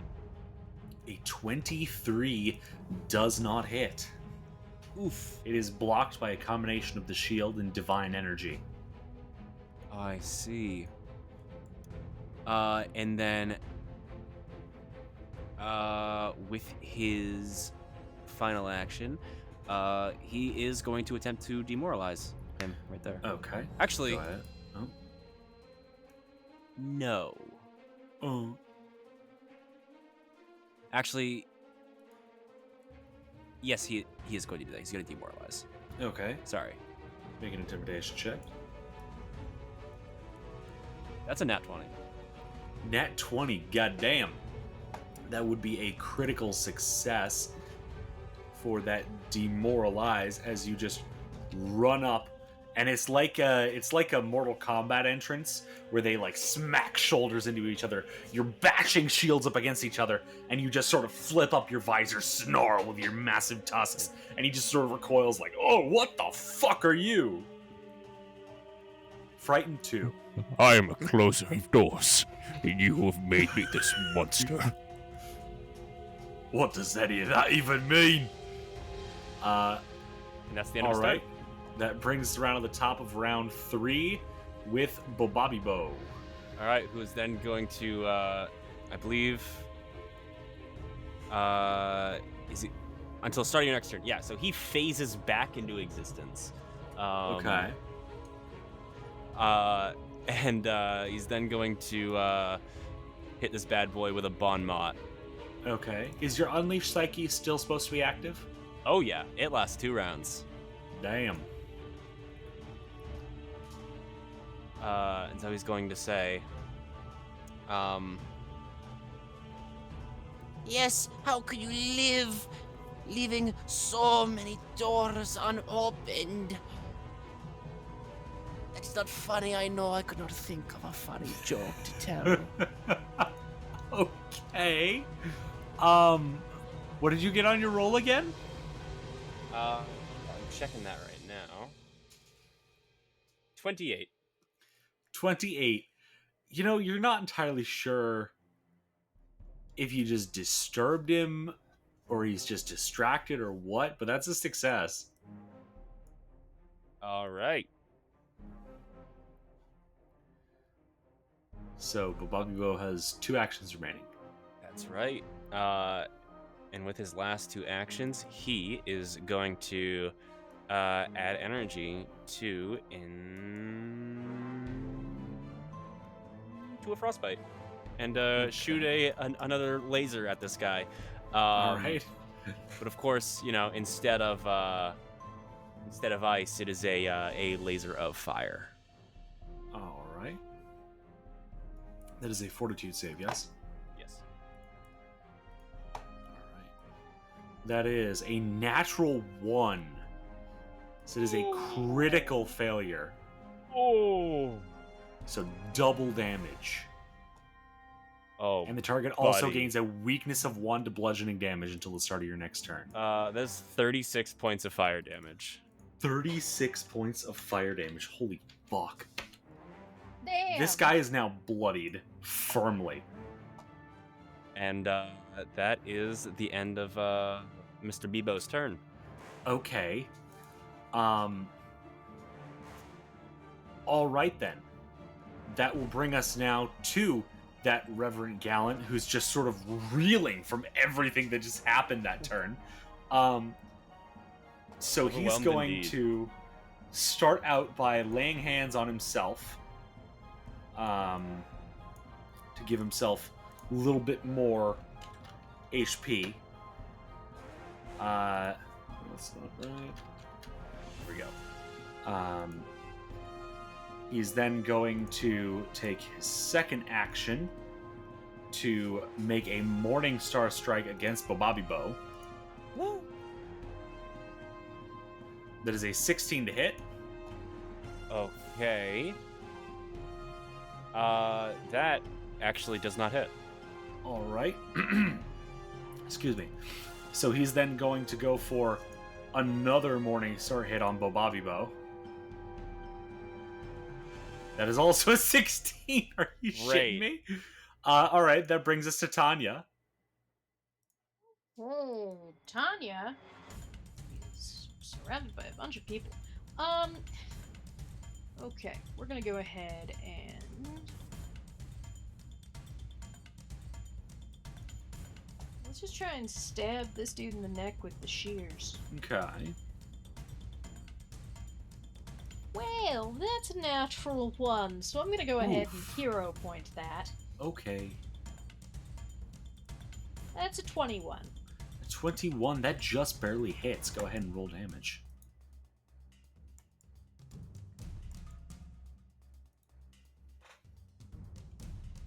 That is 5 points of slashing damage. 5 points of slashing damage. All right.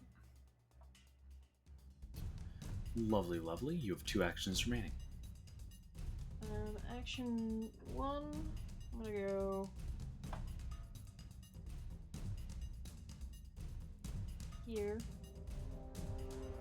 Okay. And then action 2, I'm gonna draw my blowgun. Okay. So what do you drop in order to do that? Let's drop the shears. Okay. You drop your shears on the ground. As you pull out your blowgun. All right then. That will bring us now to the surprised hallowed squire, who's going to turn to the surly scout and say, "You keep on the little one. I'll try to deal with them." as he goes for a longsword strike against Wallace.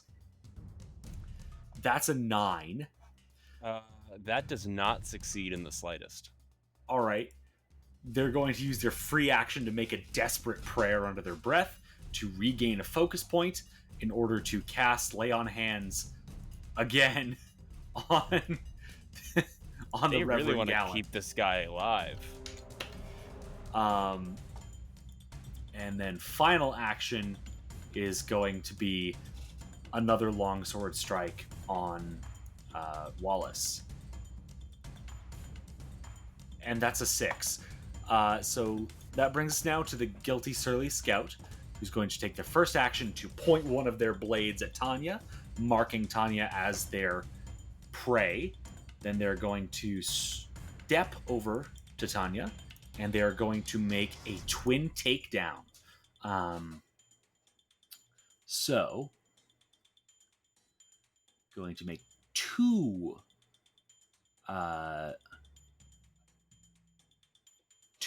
short sword attacks, applying multiple attack penalty as normal. So that first one. So that first one is a 21 to hit, Tanya. That will not hit. Second one is a 27. That will hit.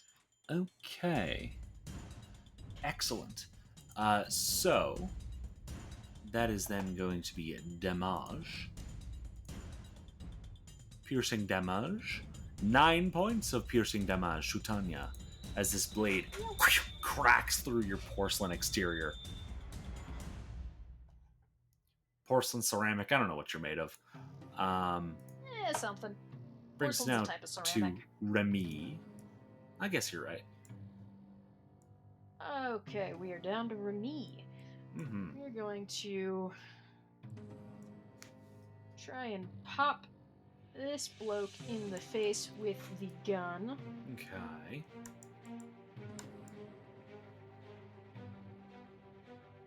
It is a 32 to hit.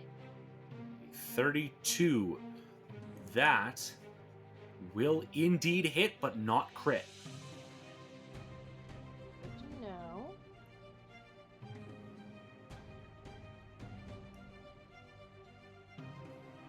Okay, that's going to be 6 points of damage there. Alright. And then, because of my class feat of sword and pistol, Actually, because I made a- before you do that, as you make this shot, the Hallowed Squire is going to lash out with their blade, knocking the bullet slightly off course. So giving the Reverend Gallant slight resistance to that damage. but it still should make it so that because I had a successful ranged attack and he's within my reach, I can make a melee attack with him off guard. Interesting. What was the name of this thing again? This is Sword and pistol. Cool. Alright. So I'm gonna Yeah. try and hit him with my sword. This is your new longsword that you just got? Yep. Nice. That is a 19 to hit. 19 unfortunately does not hit. Tragic news. Anyway, Alright then. That brings I us... will Oh, yep. reload. I will reload my pistol and we shall be Okay. done. That brings us to Wallace. Okay. Wallace is going to... He's gonna grapple the Reverend Gallant. Interesting. Using his tusks. Actually... No, never mind. I don't believe that I can. Yeah, no, no. That is not Damn how it. grappling works. Son of a bitch. Then he's gonna trip him. Okay. Let me double check. Trip, because I believe your shield is still in a two-handed stance, yes? Yes. Oh, wow. Trip requires a free hand. Never mind. It does, unless you have a weapon with the trip trait. Ah, and I do not. Well, in that case, that's going to be a ever stand strike against this gentleman. All right. Which is a 26 to hit. A 26, that will indeed hit.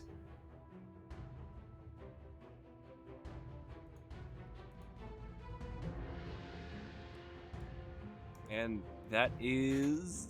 Hang on one sec.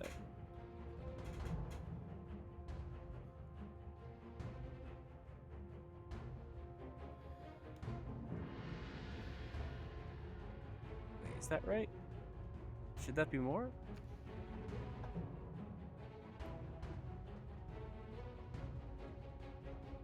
Okay, Everstand didn't actually automatically up the damage, I realized. So that should be a 1d6, I think, instead of a 1d4. Interesting. If I'm reading that correctly. Increase the weapon damage die of the shield's boss or spikes by 1 step.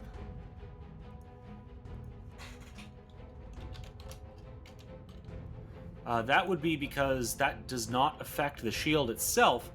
That affects a shield boss or the shield spikes. Right. Not the shield itself. You're but not it looks attacking like- with the shield spikes. You're attacking with... When you attack with the I see. shield itself, that's just a shield bash. Okay. Although So it you looks need to like attack with when the I... shield spikes. It looks like when I take it off, when I take Everstand stance off and put it back on, I'm not seeing the damage on the shield spikes itself changing either, though. That's weird. Yeah. Either way, I'm gonna stick with what I got. It is supposed to be... Yeah, that's not supposed to affect the shield bash itself. Okay, gotcha. Yeah, I'll stand by what I rolled, though. So that's 8 points of bludgeoning. 8 points bludgeoning. All right. And then his shield is raised as a part of that. And then screw it. Yeah, let's hit him with the spikes. All right. Oof, that's a 16 to hit. 16 unfortunately does not hit. Yeah. All right. And brings us to then- Oh, yep. With his final action, screw it. That's just going to be a third attack using those shield spikes. All right. Go for it. Ooh, 10. Yeah, that definitely does not hit. That brings us Damn, around the alright. top of round 4 with Bobabi Bow.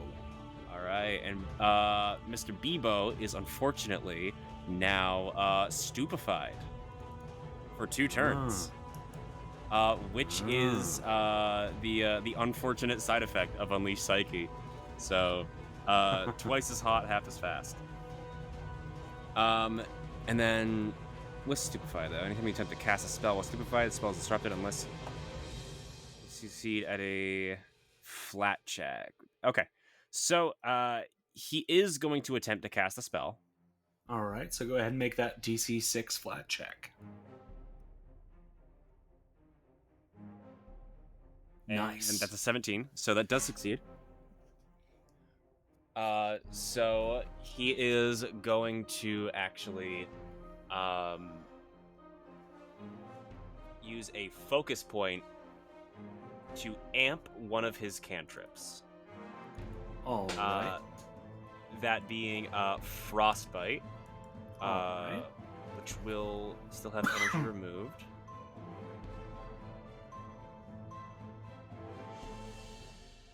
And so... Okay. So that's a basic fortitude save. Basic fortitude save.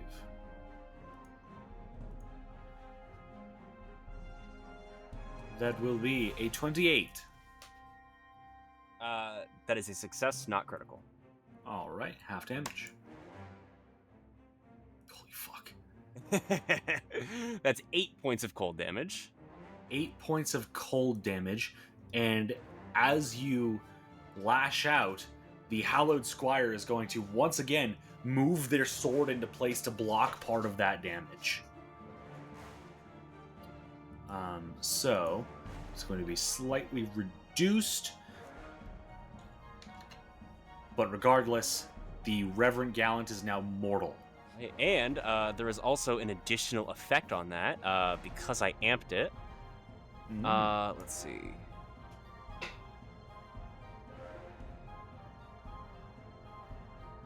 I drain thermal energy at a distance using what I plunder to replenish yourself. I gain temporary hit points equal to half the damage the target takes. Interesting. So the target took 5 damage. Okay, so I'm going to take 2. 2, correct. That's 2 temporary hit points. Yes, sir. Beautiful. Is that your turn? No, I have one more action, which I will But wait, use. there's more. Yes, indeed, there's more. I'm going to use 2... I forget, do I need to tumble through allies? No, you can just walk through allies at a cost, as difficult terrain. Great. Last action is going to be a scamper. All right. So he gets a +5 bonus to speed and a +2 circumstance bonus to AC against reactions. I love that action so much. Scamper is one of my favorite ancestry it's so feats. silly. It's so it's funny. 30 feet now, so that's 5. Oh, I cannot move. I'm trapped inside of Remy. Which direction are you trying to move? 5, 10, 15, 20. I'm trying to get right here. I see. So it's 5, 10, 15, 20, 25, 30. Oh, I see. Okay, yeah, perfect. And that's his All right. turn. Excellent. That brings us now to the Reverend Gallant, who's going to start out by making a desperate prayer in order to get that focus point back to cast Lay on Hands on himself again. So he is back to bloodied. So will you kindly die? No! He's then going to make the dying thing even more difficult for you to accomplish by raising his shield. And then he's going to go for a Morning Star Strike in an attempt to clock Bobby Bow.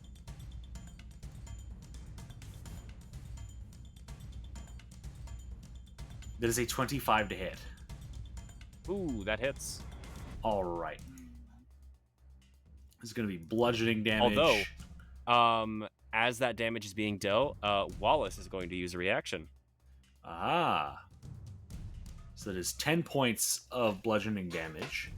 And I'm guessing I know what you're going to use. Yes, that will be Liberating Step. That was not what I thought you were going to use. Yeah, unfortunately, I do not have Attack of Opportunity, but... I thought you were going to use Retributive Strike. I do not have Retributive Strike, unfortunately. But I have Liberating So what Step. does Liberating Step do?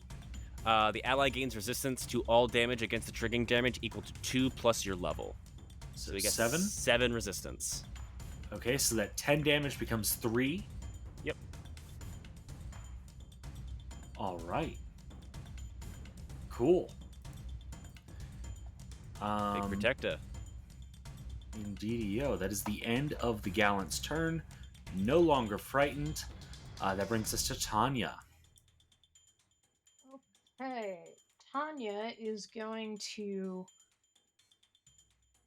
blowgun this bloke in the face. Okay.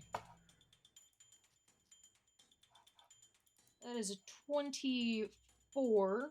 24 does hit.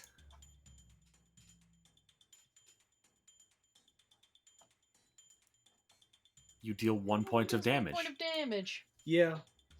You're supposed to load poisons into it. That's a problem for later. Such is life. So you tickle this guy. Oh no. Cameron, I'm so tired. We're just gonna You we're gonna threw accept the that I arrow at fucked him. up on this. Listen, man. I get it. Me too. Okay, we're gonna quick bomber with a versatile vial. Okay. And maybe this one will do damage. Okay, that's a 21. A 21, that will just barely hit. So go ahead and roll damage, and you will take this splash damage yourself. Yeah, I know. So 4 points of splash to you, a total of 13 to the scout. It's fire damage if that makes any difference. Not in this scenario, but it is good to be on top of that. All right, and I believe you have one action One more remaining. action. I'm gonna duck in here. Let's see All what right. he does. You duck in there, or at least you attempt to, as the scout uses Disrupt Prey. So it's going to make a melee strike against you with a short sword. That's a natural 1, because of course it was. Fumble deck, 46, melee. Clipped your hand. As you run, he manages to slash his own hand open and begins to take 1d8 persistent bleed. Sorry, the 1d8 for a hand slash just caught me off guard. You Yeah. cut an artery. All right, that is the end of Tanya's turn. That brings us to the Hallowed Squire, who's going to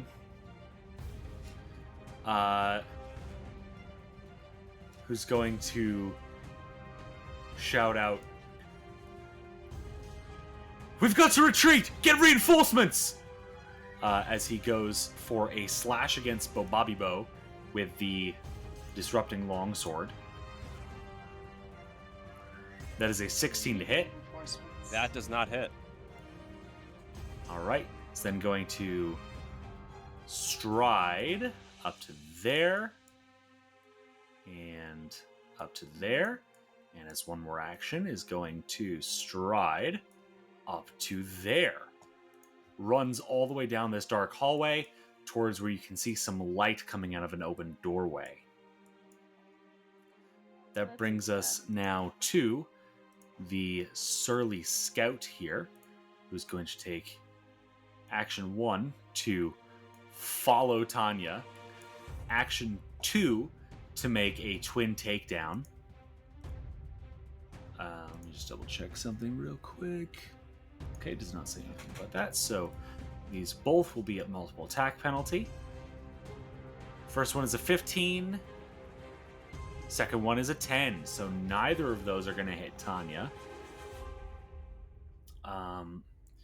And then final action is going to be...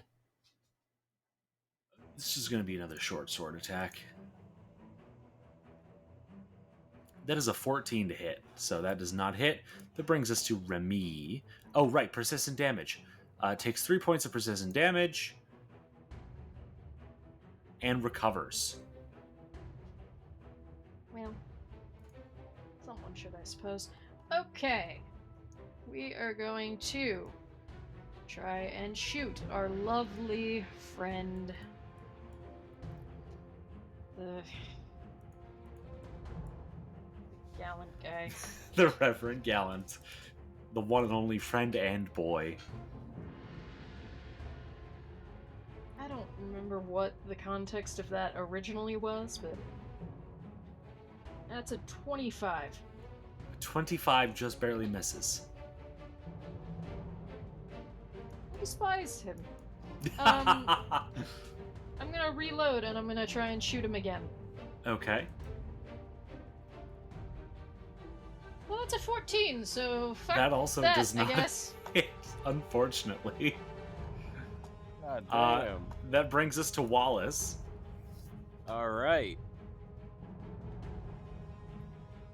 Let's see. I already demoralized this guy. Is he immune? I forget.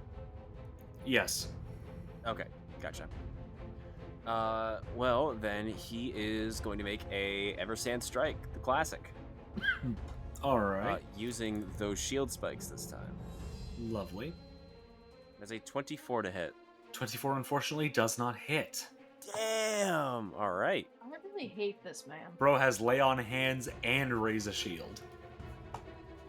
Yeah, goddamn. How are we, Alright, can I leave a stance as a free action, or is that an action to do so? Stances cannot be left until you leave combat. Oh, shit. You are in Okay. this stance until you leave combat or fall unconscious. Alright, well then, he's going to... Or if you violate the requirements. Gotcha. So, if you dropped your shield, you'd exit the stance. I see, okay. Well then he's going to use a...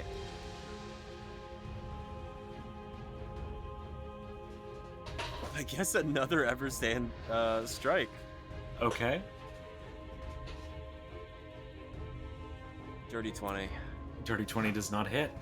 Alright, and then he'll just use a flat raise a shield. All right. That brings us around to the top of round 5 with Bobby Bo. Alright. This is his last turn being stupefied, thankfully. However, he is going to start with a scamper. Okay.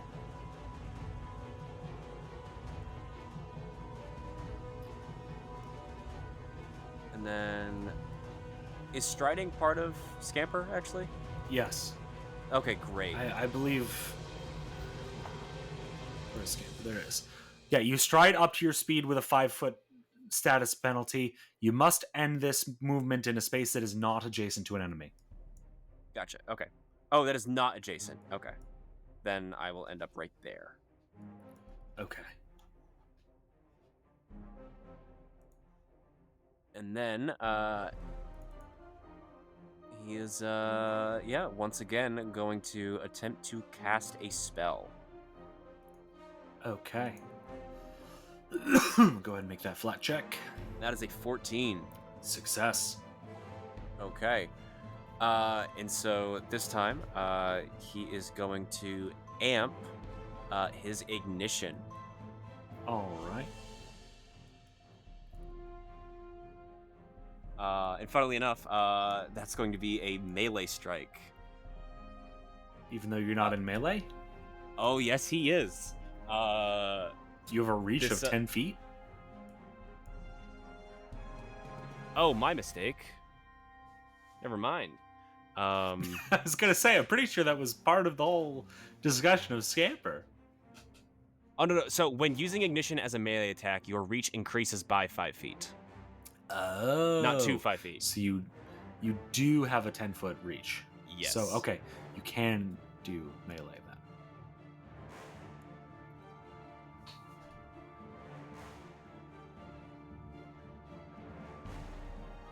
Ooh. For the hell of it, I would like to hero point that. Go for it. Because I want this attack to land. It's the same roll? Oh my god. How many times can we roll identical things? This keeps happening. Well, I guess it I'm wasn't assuming meant that to does be.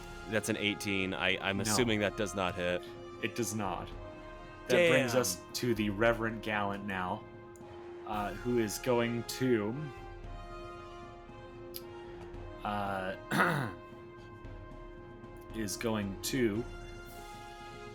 start out with a Morning Star against Wallace.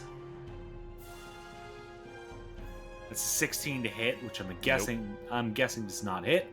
No, it It's does going not. to raise his shield as second action, and as third action is going to go for a Morningstar Strike on Remy. That is an 18 to hit Remy.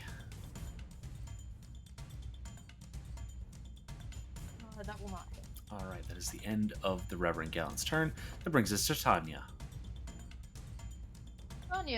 Tanya, I will note, you are currently next to a door, and on the other side of the door, you could swear you hear voices. You can't make out what they're saying, but you could swear you hear voices. I'll open the door. Okay, you use an action to attempt to open the door. The door appears locked. You have 2 That's actions weird. remaining. I'm gonna just look it down here. Okay, as you attempt to do that, we get a lovely little disrupt prey action here. This is going to be a short sword attack against you. Are you fucking serious? Another natural 1.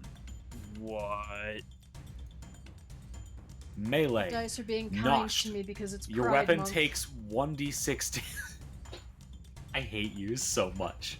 1d6 damage, including hardness. Okay, so let's see. This would be, let's see.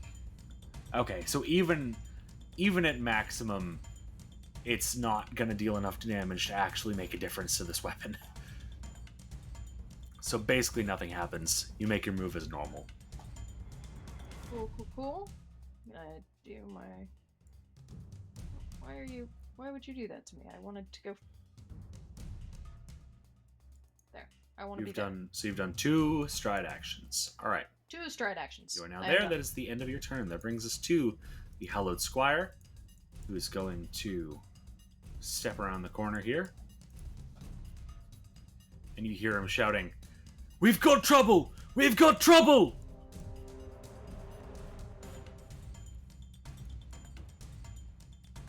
So Trouble? let me just go ahead and keep moving him along here.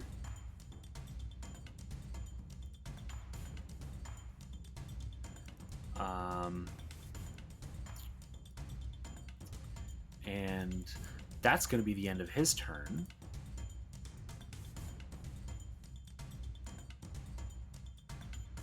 Ominous and horrible. That brings us now to our guilty, surly scout, who's going to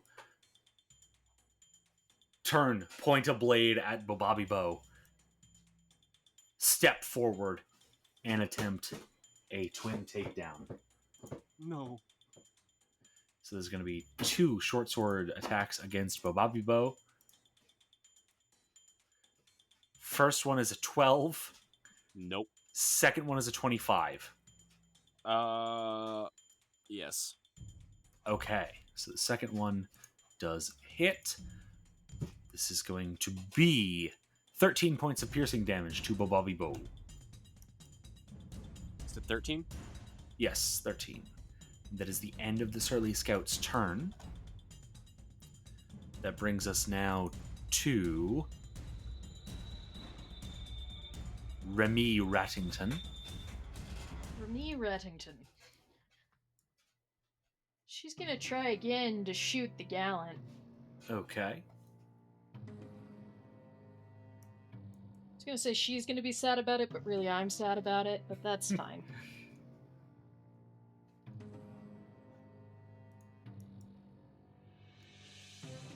It's a What did you get? 34. 34, that is a critical hit. Go ahead and roll critical damage. He is going to attempt a shield block, but I'm sure it won't matter, considering how crazy your crits tend to be. It's 27 points of damage. Yeah, you blow this fucker's brains out. Oh. Thank Christ! Oh my god, I hated this man for so long! He's just a guy. He's been wobbling between life and death for like 3 rounds!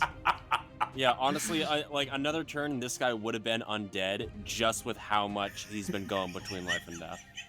It's...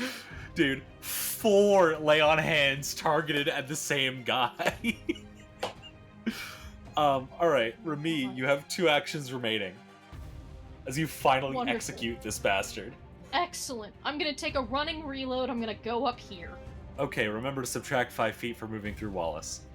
Okay. So I gotta get there. Actually, no, I gotta get there. All right. Yeah.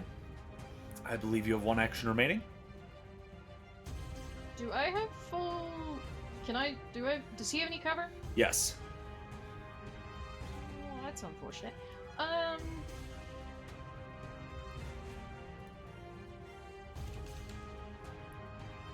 Let's try and shoot him anyway. Okay. So he does have, let's see, I believe this would be considered standard cover.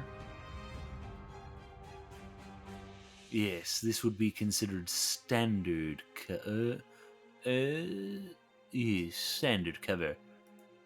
So this will be a +2 bonus to AC. Ah, that's a nat 1. Oof, and no hero points left on the No board hero points left. to save you. So, let's go ahead and roll that fumble card. About time somebody other than me got it. Snap string. If the attack used a weapon in the bow group, the string snaps. So, nothing happens. But I do believe there's something about misfires with firearms. I'm sure you're correct. I do believe this is a thing. Misfire. Let's see.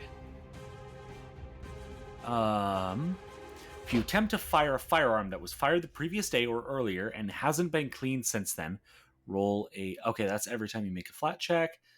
Okay, so never mind. I think that only applies to certain things, like with the unstable trait or whatever it is, like the big boom gun that causes it to explode. All right, I believe that is the end of your turn. Yes. Could be. All right then. That brings us to Wallace. All right. And then those guys up top are still fleeing, correct? You don't see them. Gotcha. Okay. Well, that's going to be a defensive But you only saw advance. one go up that way, but you don't see them. Okay. But yeah, that'll be a defensive advance. Okay. And then, if Wallace goes here, can he attack the scout? Yep, they will have cover. Great. That's fine. Yeah, he's going to make a strike as a part of that. Okay.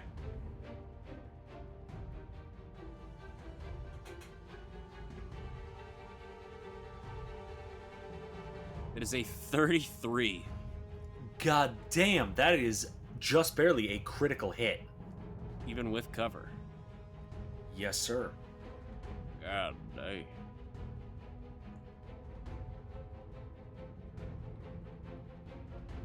That is 18 points of piercing. Did you increase the die size? Oh, no, I did not. Thank you for So reminding me. that should be D10.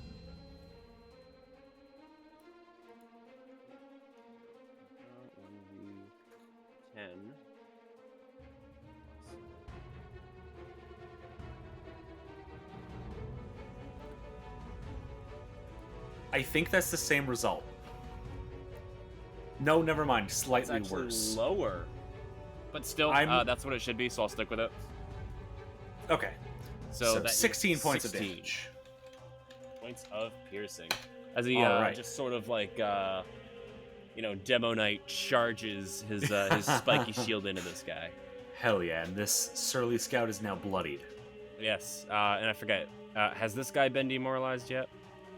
Have I don't insulted this believe guy so. yet? I don't believe so. Great. I'm gonna cyberbully him now.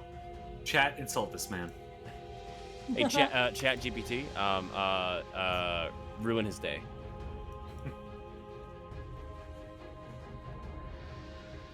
See, 26. 26 against the Will DC. That would be a success. Right. What is your insult?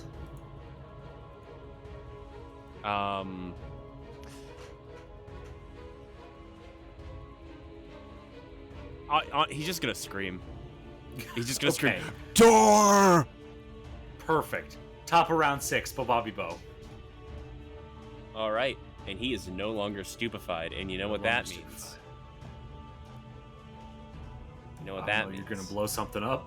He's gonna blow some shit up. So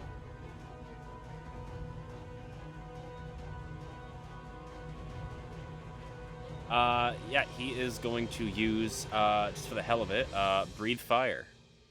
All right. Just on this guy directly in front of him. Casual. All right. So that is a 15-foot cone with a reflex save, I believe. Yes. Yes. Okay. And that actually will catch the door here, this closed door. Uh-oh. In the That's blast. fine. What can go wrong? So let me go ahead and roll that reflex save for our scout here. That is a 19. That fails. Okay.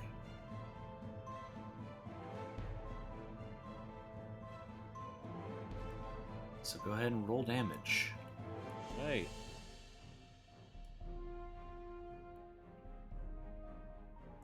It is 9 points of fire damage. 9 points of fire damage, and the door is also going to take some damage. Applying for hardness. Okay. As the flames lick the door but don't light it ablaze. Okay. And then his final action will be a shield. Okay. I believe you used shield at the beginning of this combat, so you should have shield immunity. That's only if I use shield block. Pretty sure shield immunity happens no matter what.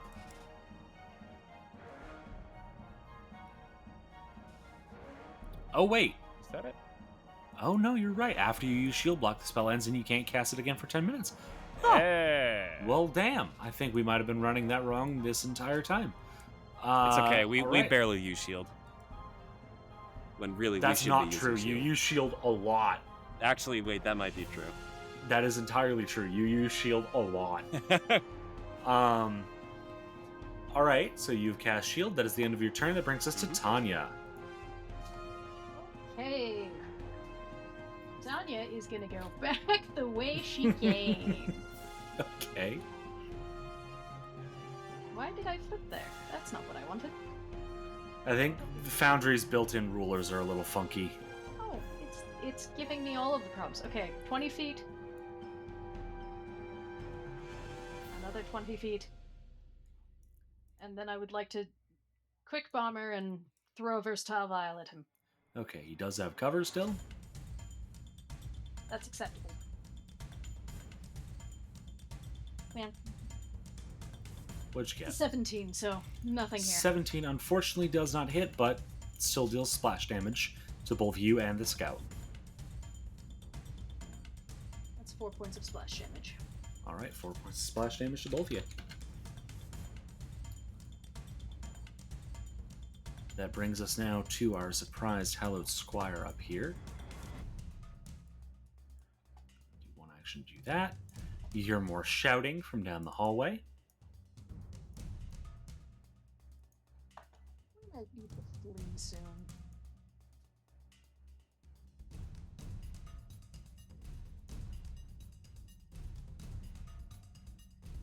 And let's see, where did you go? There you are. Okay. And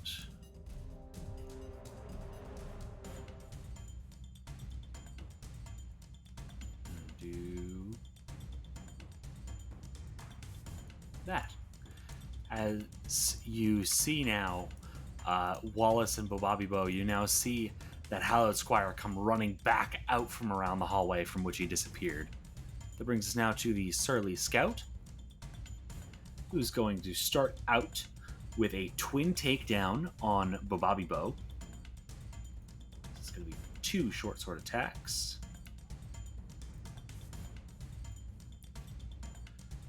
So the first one is a 15, the second one is a natural 20.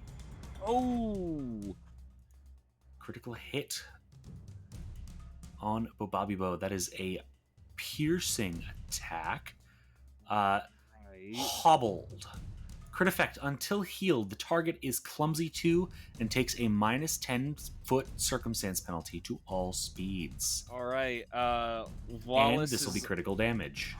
Wallace would like to use his reaction Okay. to liberate him and just give him 7 resistance.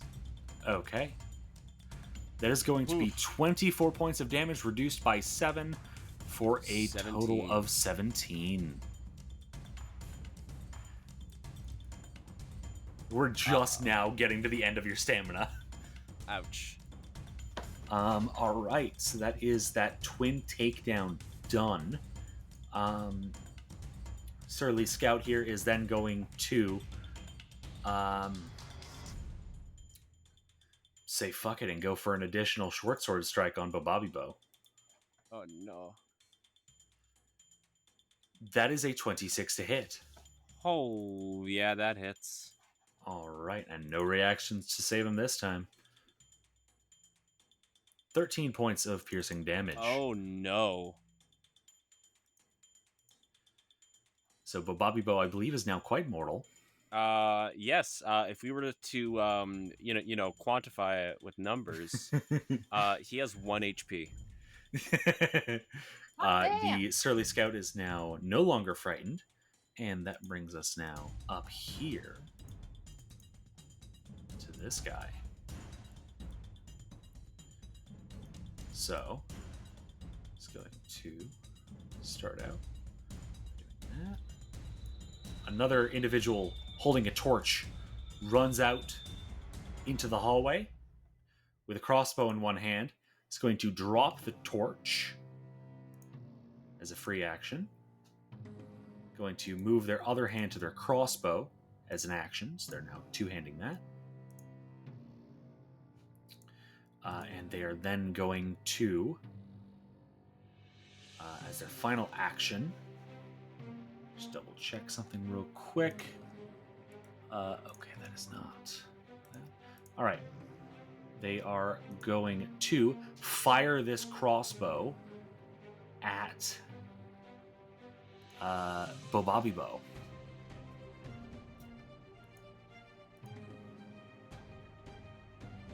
That is a 28 to hit Bobabibo. That's a success. All right.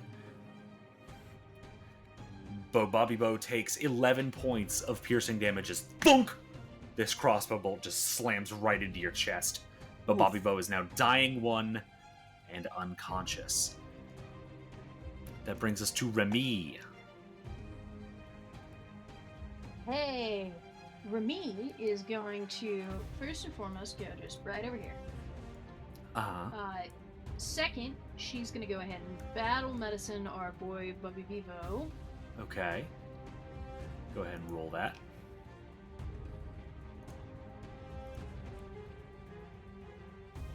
Hey, nat 20. Oh, nice. That'll be, I good. believe, 48 for treat wounds. Let's see. Yes, 4d8. Okay. He's going to gain 21 hit points. Goddamn. Straight How back many? up to full. 21. Wow. Yeah, he's standing right back up. Yep. Then I'm going to try and shoot. That door's open, right? Yep, door's open. I don't know why it's closed. Yeah, I'm going to try and shoot that guy. Okay. That's a 19. A 19. That is not a hit, unfortunately. Tragic. Also, I'm assuming that in order to do the battle medicine, you dropped your sword. Yeah. Okay. All right then. That is the end of your turn, I believe. So that brings us now to Wallace. Okay. Let's see. Wallace is going to. Who's his name?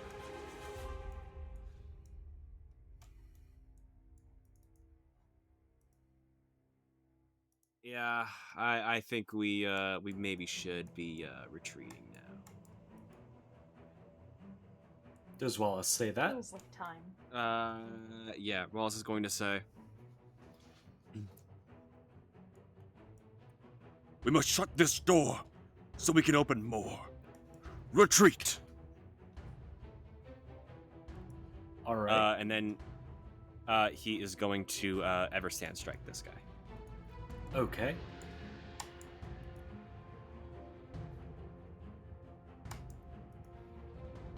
And that is a 27. 27, that does in fact hit. Go ahead and roll damage.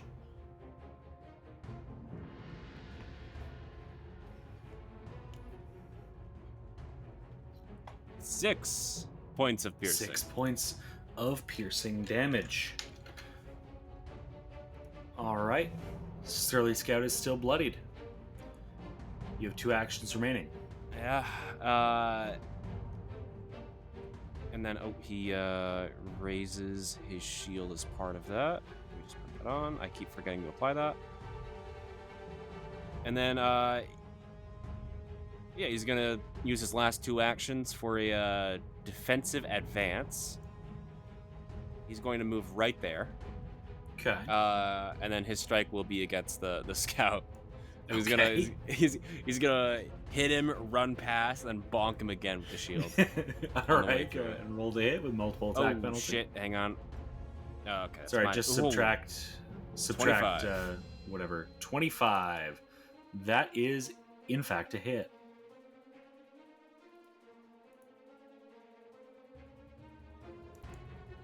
And that is 13 points of piercing. 13 points of damage as you run past this guy and bash him again. He falls to the ground dead with a massive hole in his skull where his nose used to be. Oof. And that's his turn. All right, that brings us around to the top of round 7, where I need a moment I don't to like this. deal with this guy. There's too many things happening here. Well, you are attacking a well-organized army.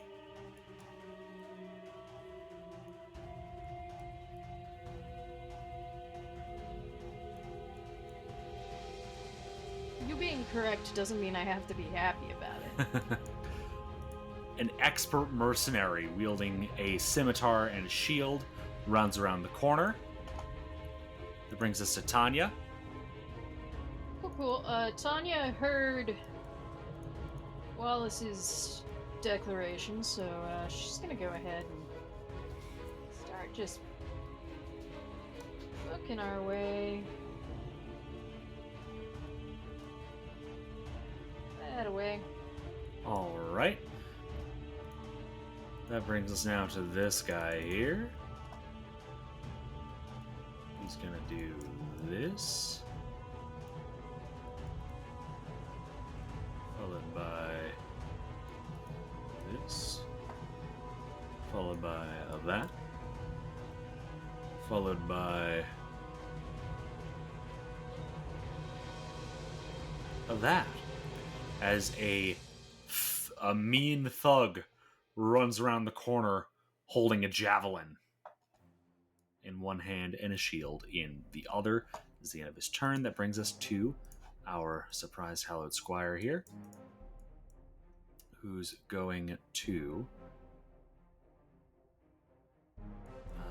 go ahead and move forward.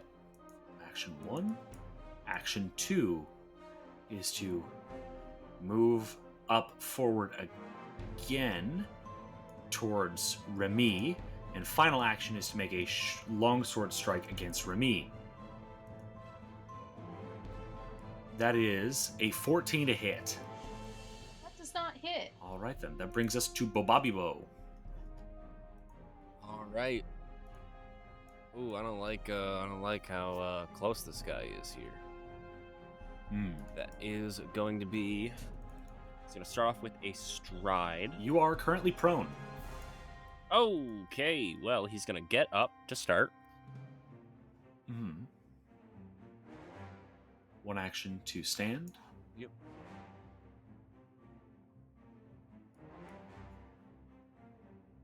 And then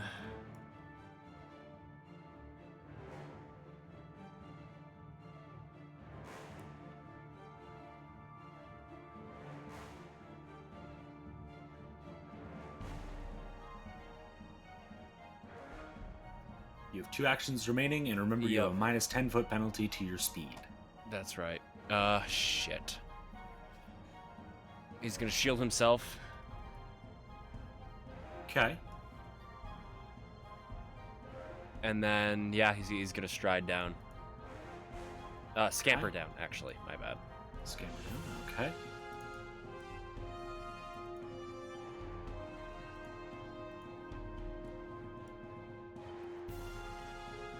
So that is 30 feet? Should be 25 feet.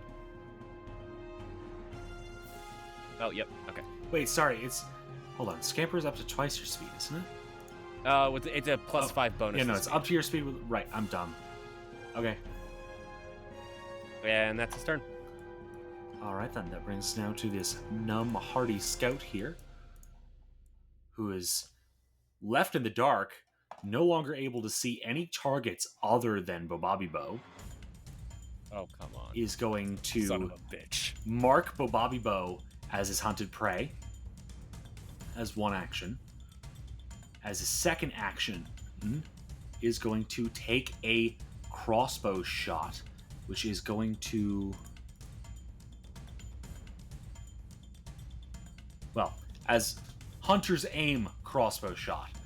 Sorry, this guy has a lot of abilities that all sort of trigger each other. This is going to be a hunter's aim crossbow shot with crossbow ace and hunter's precision. So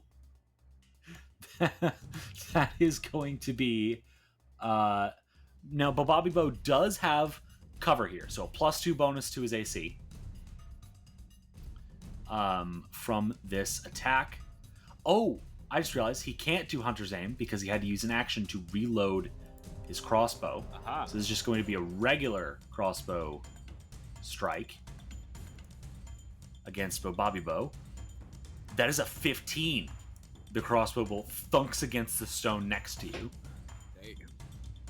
As you just hear down the hallway, damn it! Going to reload his crossbow as his final action, and that is his turn. That brings us to Remy. Remy, you running. now can no longer see any of your targets either. That's fine, because I'm running. Okay? Is that all of your movement? Or no? Okay. No, that gets me all of my movement. Lovely. That brings us to Wallace. You know... oh, no. Right, you have dark vision. You can actually see everything.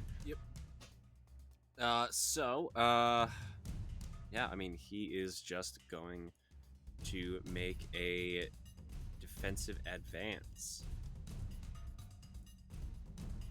Defensive advance? I'm sorry, wait, no, hang on, I was looking at the wrong character sheet. Yeah, defensive advance, there we go.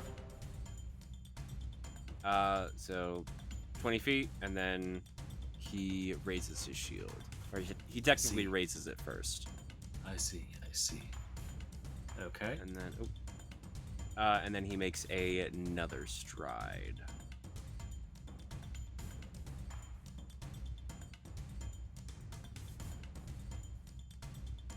Would put him there. Okay. And that's his turn. All right. That brings us around to the top of round 8.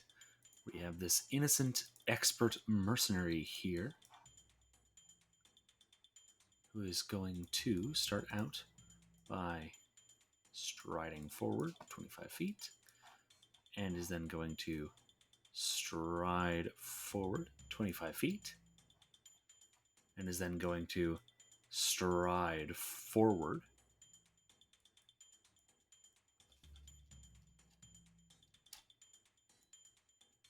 25 feet, to now be right up next to Bobabibo and Wallace. And that is his turn. That brings us now to Tanya. Anya is running again. Okay.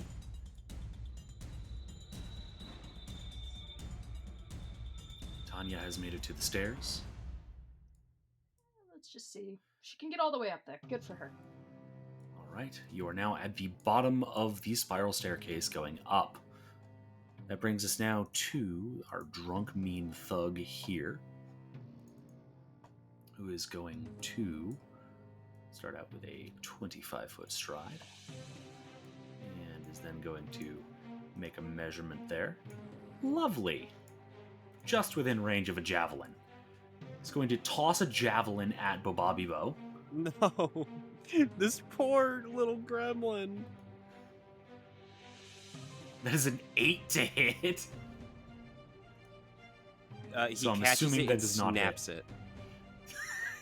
Okay. He will never do that again. This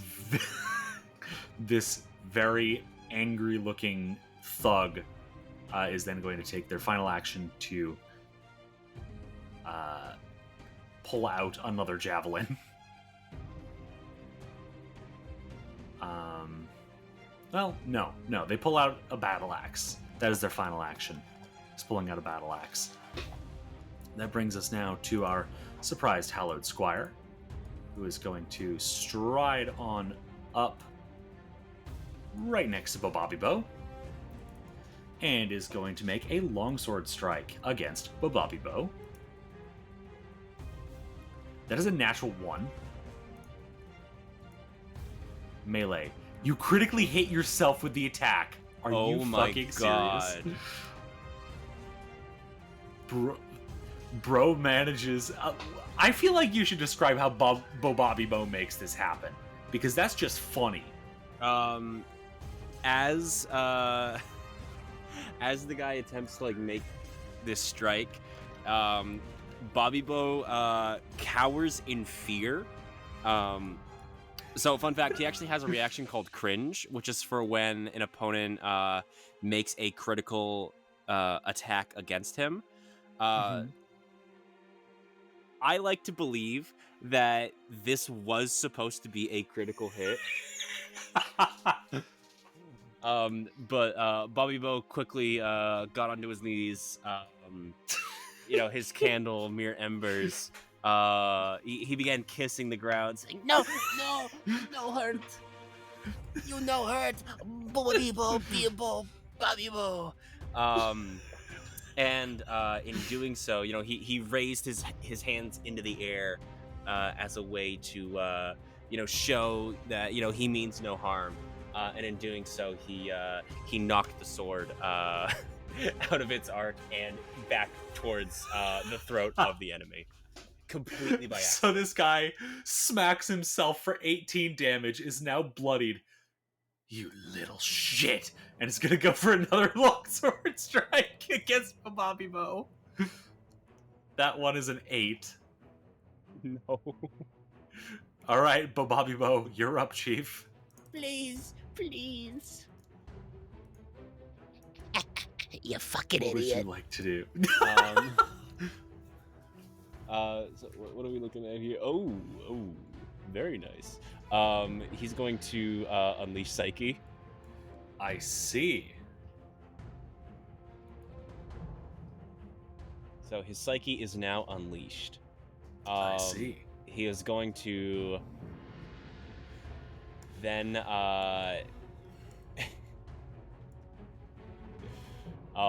he's gonna hit these guys with a vomit spore. Oh. So in a 30-foot cone in front of him. There we go. Yeah. Right there. There you go. You got it. All right. Still recovering from his stupefaction, he is going to vomit just a swarm of just bugs.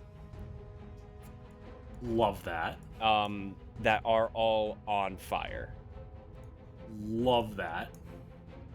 And so that is going to be a basic reflex save for all these guys From in here. both of them. Okay. So we'll start with the Hallowed Squire. Hallowed Squire gets a 15, and the Mean Thug gets a 14. Those both fail. All That is going to be 11 points of piercing damage for all of them. 11 points of piercing damage to both of them. That is actually enough to kill the squire in front of you. And greatly injure the thug. So you just got this guy to stab himself in the throat, and then you vomited bugs onto him.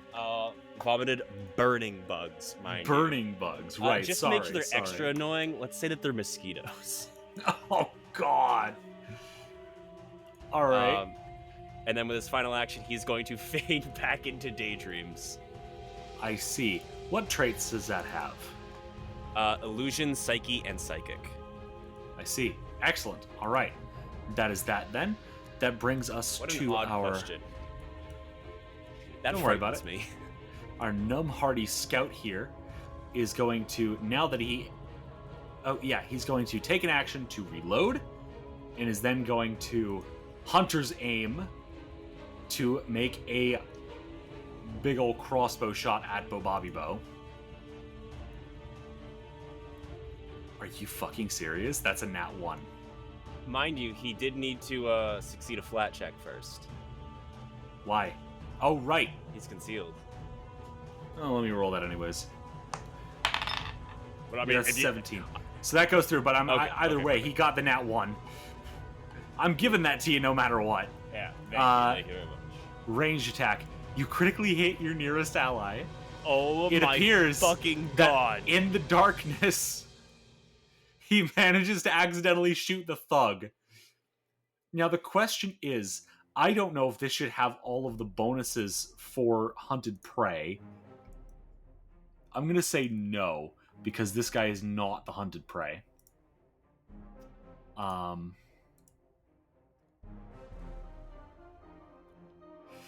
Good lord. All right. So against the thug, that is 38 points of damage. This guy just shot his friend in the back of the head. You just hear, "Did I get him?" as you hear a thud. So there are now only 2 enemies left on the battlefield that you're aware of. I'd just like to point out, Boba Bebo has indirectly killed 2 of these guys by doing Yes! absolutely nothing. That brings us to Remy, who is not aware that Well- numbers have significantly dropped. No, I was told by the doorman to leave. You were indeed. We were closing the door. There was a metaphor. I didn't really understand it, but There was a metaphor there. there was a metaphor, so she's leaving. All right. My apologies to the representatives of Colby Caldwell. So are the 2 of you actually leaving the battlefield then? As far as we know, they're right behind us. All right. So Remy, did you have enough movement to get past the edge of the screen? Yeah. All right. Remy is no longer on the battlefield. That brings us to Wallace. All right. I think we are still going to be leaving. 'Cause we don't know what else is back here, and we're not in a super great state anymore. So... let's see.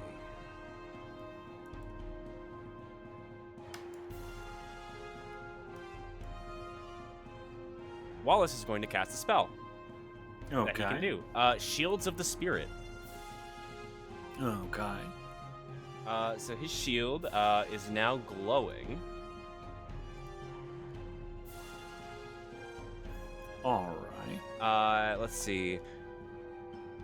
Nearby allies get a +1 bonus to AC, and every time an enemy makes an attack against the ally, the enemy takes 1d4 spirit damage, even if it misses. Neat. And it only lasts until the start of my next turn, I believe. Neat. All right then, and let me just double check. Nice little Okay. retreat tool. And All right, then, that was one action. Yep. That's then going to be an Everstand Strike against this guy right here. Okay.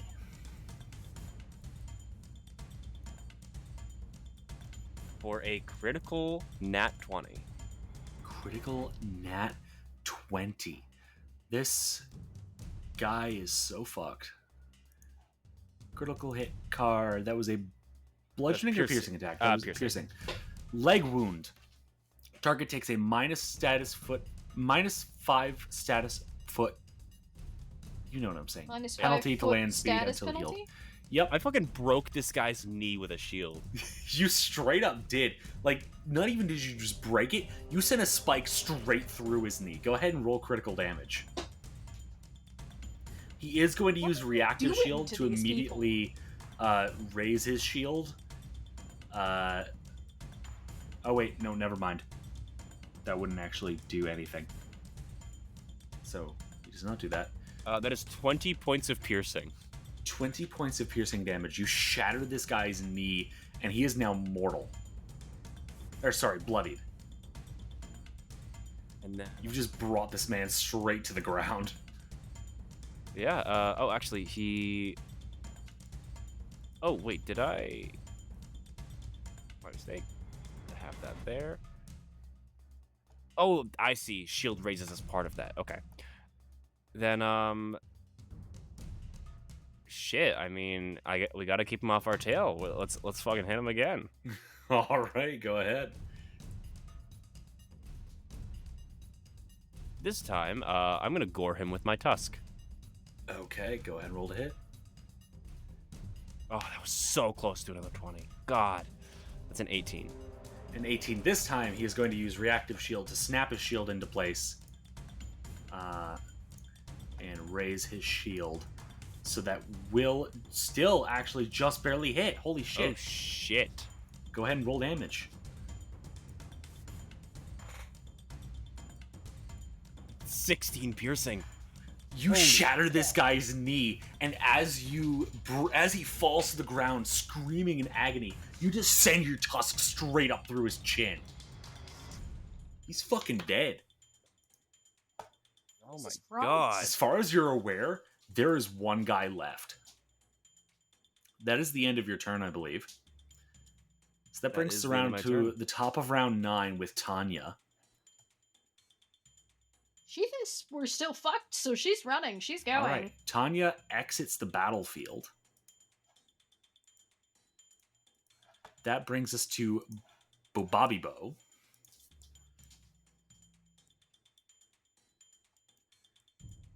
What would Mr. Bobabibo like to do? He can see that there's only one more dude in this hallway. He can. And how far away is that one dude? 60 feet. The good news is... by...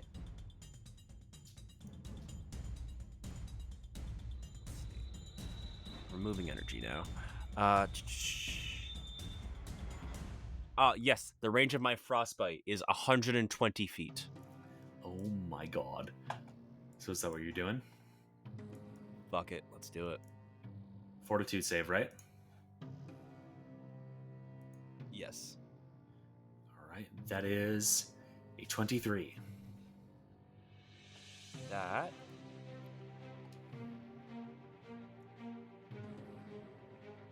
succeeds. So half damage. So that is 10 points of freezing. 10 points of cold damage.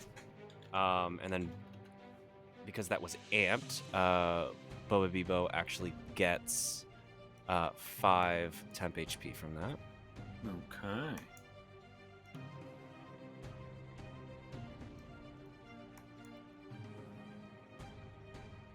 And I believe you have one action remaining. He does.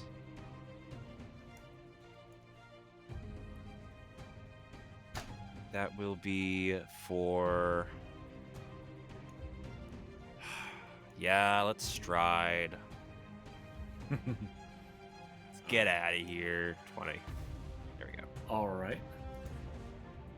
That brings us now to the Numb Hardy Scout, who you just attacked, who's now been left in the dark. He's going to start striding up towards the light. And he just barely is able to get a view on Wallace and is going to just take a crossbow shot at him. That is a 21 to hit. I don't believe that hits. Let me double check. No, it does not. Okay. And does he take damage as a result of this? From one of your allies. Okay, so that doesn't affect you. That only affects when allies are hit. Gotcha. All right.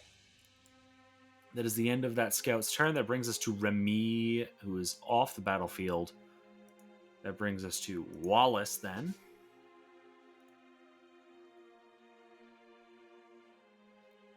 All What would you right. like to do? Would it be You an can action see the city to... with a crossbow running at you. I can. No, the party split. Wallace, you need to close these doors. So, I forget. Is closing... If I want to close an actual door, is that an action? Yes. Okay. So, one action step. Okay.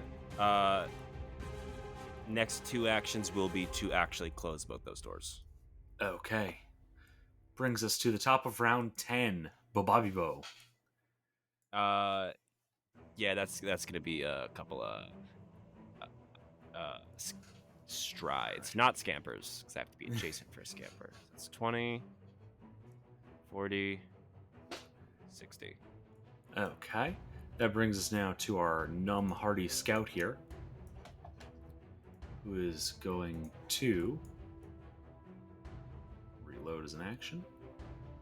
He's going to run on up to there, and is going to open the door, and is now face to face with Wallace. But Wallace, you notice that he doesn't seem to actually be able to see you, because he's a human. He just opened this door and doesn't know that you're there.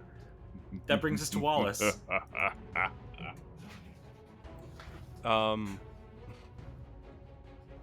Close the door. Okay. You just hear the guy on the other side go, "Wait, what the fuck? Hey!" And then he's gonna stride. It's like that Lego City ad. Hey! That's a fucking All right. Looney Tunes bit. That's his turn. That brings us around to Bobabibo. Oh, he's he's out of here. Yeah, Bobabibo is off the battlefield.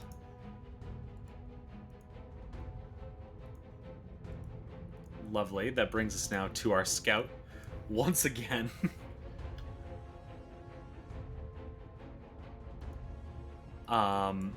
Who's going to open the door again. It's going to pop out as second action, and his third action is going to take a shot at Wallace. That is a 21 to hit, which does not hit. That does not hit.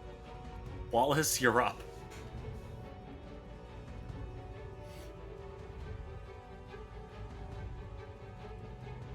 I could duel What would this you like guy, to do? but it's almost You 1 in the totally morning, could. so I won't. It is.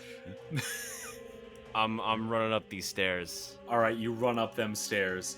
It's the longest session we've done in a long ass time. Holy moly! And I think we're feeling it.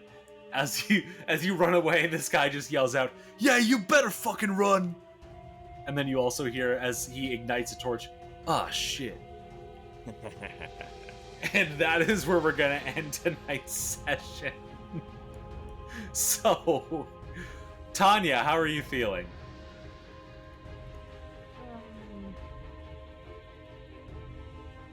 I have no idea how Tanya's feeling. Extraordinarily fair. Bobabibo, how are you feeling? I'm feeling great. And in fact, I am now exporting the first edition Oh my god. Lurbug's awesome map. Well, specifically, Lurbug L. Lurbug's awesome map. So Lurbug's awesome map. Of course. Remy, how are you feeling? I Oh also my have God. no idea how Remy is feeling. Fair. And how is Wallace feeling? he's feeling great. Feels bad about closing so many doors, but you know what? Takes a closed door to open a door. And Boa Bebo is fucking ecstatic for what he fully believes to be great contributions. With, getting 2 people to just die by complete accident. Fair enough.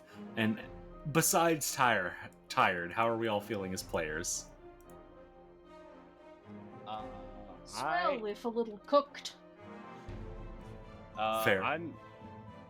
It feels good to really get into like the full swing of Return to Gauntlight, because I think I was only able to play like the first session after the prologue. And then I had to do graduation stuff the last time we played. And then so this is my second actual, or really I guess my first quote unquote true Return to Gauntlight session. And it feels good to be in full swing. Hell yeah. And you know what, Colby? Lurbug's map, besides the hamburger hallway, is not terribly inaccurate, which is scary to me. I was like tracing that the entire time. Like anytime we would like I'd like slow down in conversation and be like, oh, okay, yeah, what's in the room? I would just be like very slowly, very carefully throwing this thing together. We want to give a special shout out to Jane Meyer. Thank you so much for your support on Buy Me a Coffee, Jane. It really means the world and helps make this show possible.